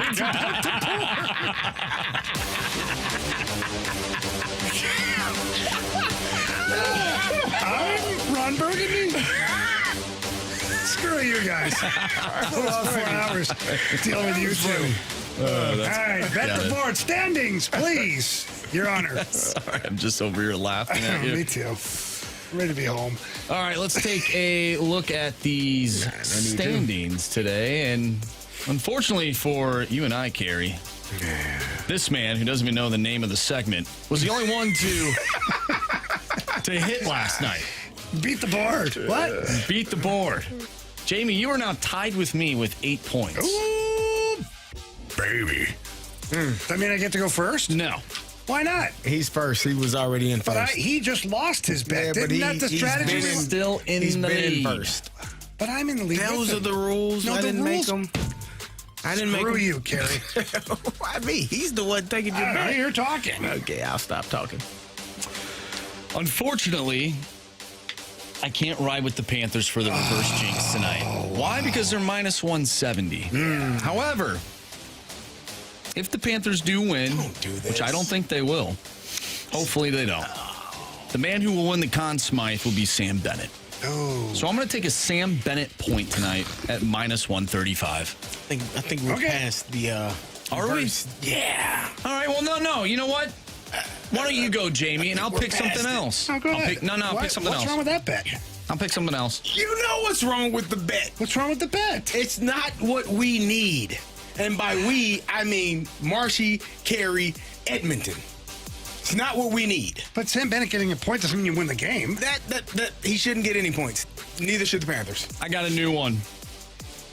Give me Leon Draisaitl, anytime goal scorer at plus 125. Now we're Lock talking. it in. Wait. Lock it in. He's an anytime goal scorer at plus 125. That's a joke. Lock it in. No way. Anytime goal scorer plus 125. How is that even possible? Lock it in. That's the new saying. You gotta lock it in. All right. Lock it in. The total for this game, 6.5. I'm going with the under. I see it being a 4-2 game. Probably for the Oilers. And then Marshy will get his bet because Leon Draisaitl will probably score the empty netter to make it 4-2. So either way, I got the under. I don't know how I feel about that. I kind of feel like you're telling the truth, but I don't know. Give me the Cardinals on the money line. Whoa, that's what? What are the odds on that? Hang on a minute. The White Sox are terrible. They are minus 133, 138. Wow, that's a good bet. Yeah, that's a good bet. I got to give you credit. Thank you. Don't want to, but I did. Appreciate it. All right. Did Anthony go? No, he hasn't. Did Anthony send a pick in? He did. Did he? What did he say? What did he had put the Mets on here? Mets over 3.5 runs. Boring. Yeah, seriously, Anthony. He's up in New York now. He's betting on the Mets. Say, who's this guy He kidding? got some information. Who's this guy kidding? So what do you expect tonight, guys, out of this NHL game? Like, all jokes aside, like reverse jinxes and that, like, what are you expecting from this game? I honestly hope we see a good game. I hope the Oilers, again, don't get down 2-3 goals to start the game off. Last game, 10 or 12 seconds into the game, Connor McDavid almost had a goal. Mm-hmm. He missed the puck. If he doesn't miss the puck, it's 1-0 Edmonton. They have to find a way to get on the board first. That's my opinion. Yeah. I don't think you can survive playing that way because I think the Panthers, when they're up, they become more physical. It's just like you can't breathe. Mm-hmm. You don't have enough room. It's like they got 6 people on ice. Yeah, they play a suffocating style of game for sure. When you have to take the lead and put them on the defensive. You have to make them change how they've been playing this entire series. Let's play a game. If the Oilers win, how do they do it? They win 6-2. No, but like how? On the power play? That's what I'm saying. They just outscore their problems. Okay. So like McDavid, Draisaitl, everybody's putting pucks in the net. Perry. I think it comes on the power play. I think they are. They have more shots on goal. They have more scoring opportunities, and they are not in the penalty box and allowing Florida to really take the game into their hands. Okay. So I think the Oilers have to, like Marcy said, score. Be more aggressive. If they lose, what happened? They were taking too many penalties and they got down early. And they were chasing the game. Goaltending. I'm going to believe in Stewart. I'm going to believe in old Skinner. I just have to play the odds here. He's had a really rough playoff. Like, he has been top of the mountain, bottom of the mountain. Like, it's not, he's never hovered in that, like, do you know what I'm saying? Yeah. So we might get Stuart Skinner that you cannot beat tonight. Or you might get Stuart Skinner the first 5 shots, there's 2 goals. I'll tell you what, he's got 2 games left to be the best player you can be. Yeah. That's what I would, like, we just need your best version tonight. And then I'll tell him the same thing before Game 7. It's 2 games, man. Yeah. For the rest of the year, you can rest rest the entire offseason as a champion. I need the best 2 games of your life. Let's flip it then. For the Panthers to win tonight, what happened? They're more aggressive. They are bullies. If they win, it's because they bullied the Oilers, and they didn't let the Oilers get to their game. They were just more physical, more aggressive, in their face, forcing them to turn the puck over. Just bullies. Like when you see a bully walking down the street and he's coming and taking your lunch money, that's what the Panthers are going to do if they win that. If they win tonight and win the Stanley Cup, they're taking Connor McDavid's lunch money and putting it in their pocket and checking their pocket again to see if you got more. That's for tomorrow. Marcia, what do you think? I think they just don't allow the Oilers to establish any type of forecheck. They don't have any room in the offensive zone. And, maybe they don't themselves get a ton of scoring chances, but when they do get those chances, I believe if they were to win, they capitalize on them. Whether that's bullying, like you said, in their own offensive zone. They're a hell of a hockey team. Mm-hmm. It could be, you might be spot on with the under because Game 7 of last year. That was a 2-1 game. 2-1 game in their building. It was a tight game, and I think as the series progresses, let's say it goes 7, I think both games will be under whatever the line is. I know it's 6.5 tonight. But whatever it might be, yeah. If it is in Game 7, maybe it's like 6 in Game 7 or 5.5. I don't know. So if the Panthers lose, what went wrong, you think? You got McDavid and Draisaitl, and they were the best 2 players on the ice. It was evident. It was obvious from start to finish. I think that's Marcia? Panthers. I think it's possible. Like, we've seen it a couple times already. It's if Florida loses their game in, like, the second period, or if they have a 1-goal lead heading into the third period and they sort of go into a defensive shell. That is when I think the Oilers are at their best, is when Florida lets off the gas a little bit, which they have a few times in the series, and Edmonton has been able to either tie a game late in Game 2. They didn't win that game, but they let the Oilers back in the game. Game 1, I felt it was the same way, and obviously Game 4. Yeah. So if the Panthers are going to lose tonight, it's because they didn't play a full 60 minutes, and there's no room for error when it comes to the Stanley Cup Final. No, I agree. Well, it's going to be exciting. I know I'll be tuned in for sure. And if you're driving around, you want to fire up the radio, you're doing some stuff. Pre-game for that game starts again at 6:30. Puck drop at 7. And be fun to talk about that tomorrow when we know the results of this game. All right, we're at the end of the show. So coming up, we've got what we learned, 3 stars of the day, criticisms, compliments, and all that great stuff right here in the Fast Lane.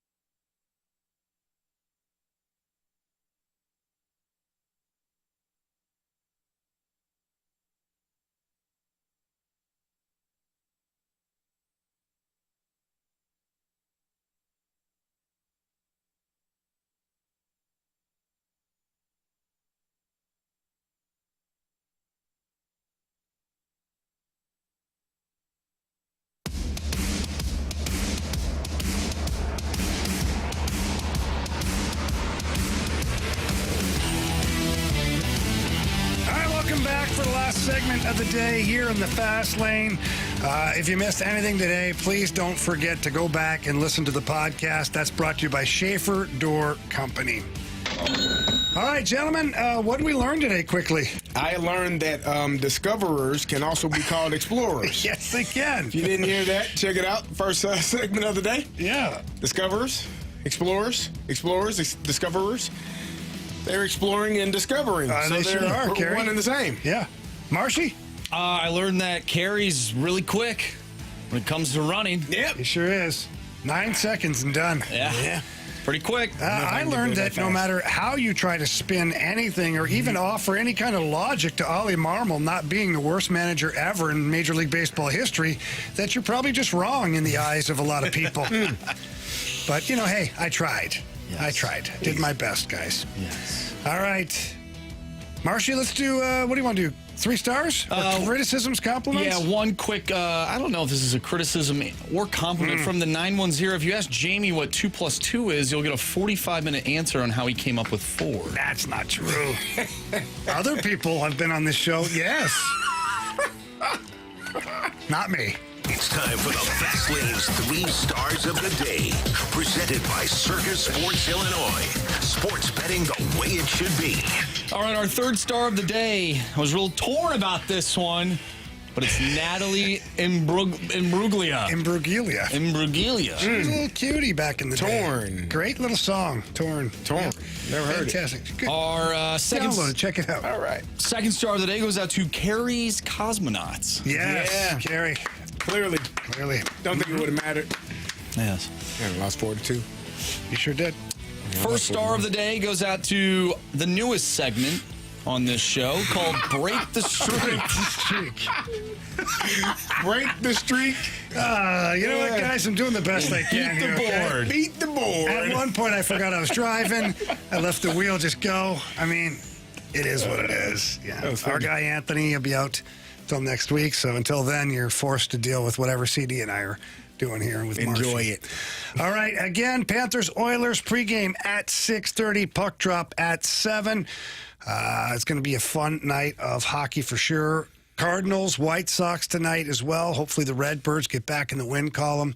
Either way, we look forward to talking to you guys tomorrow again from 2 to 6 right here on 101 ESPN. See ya!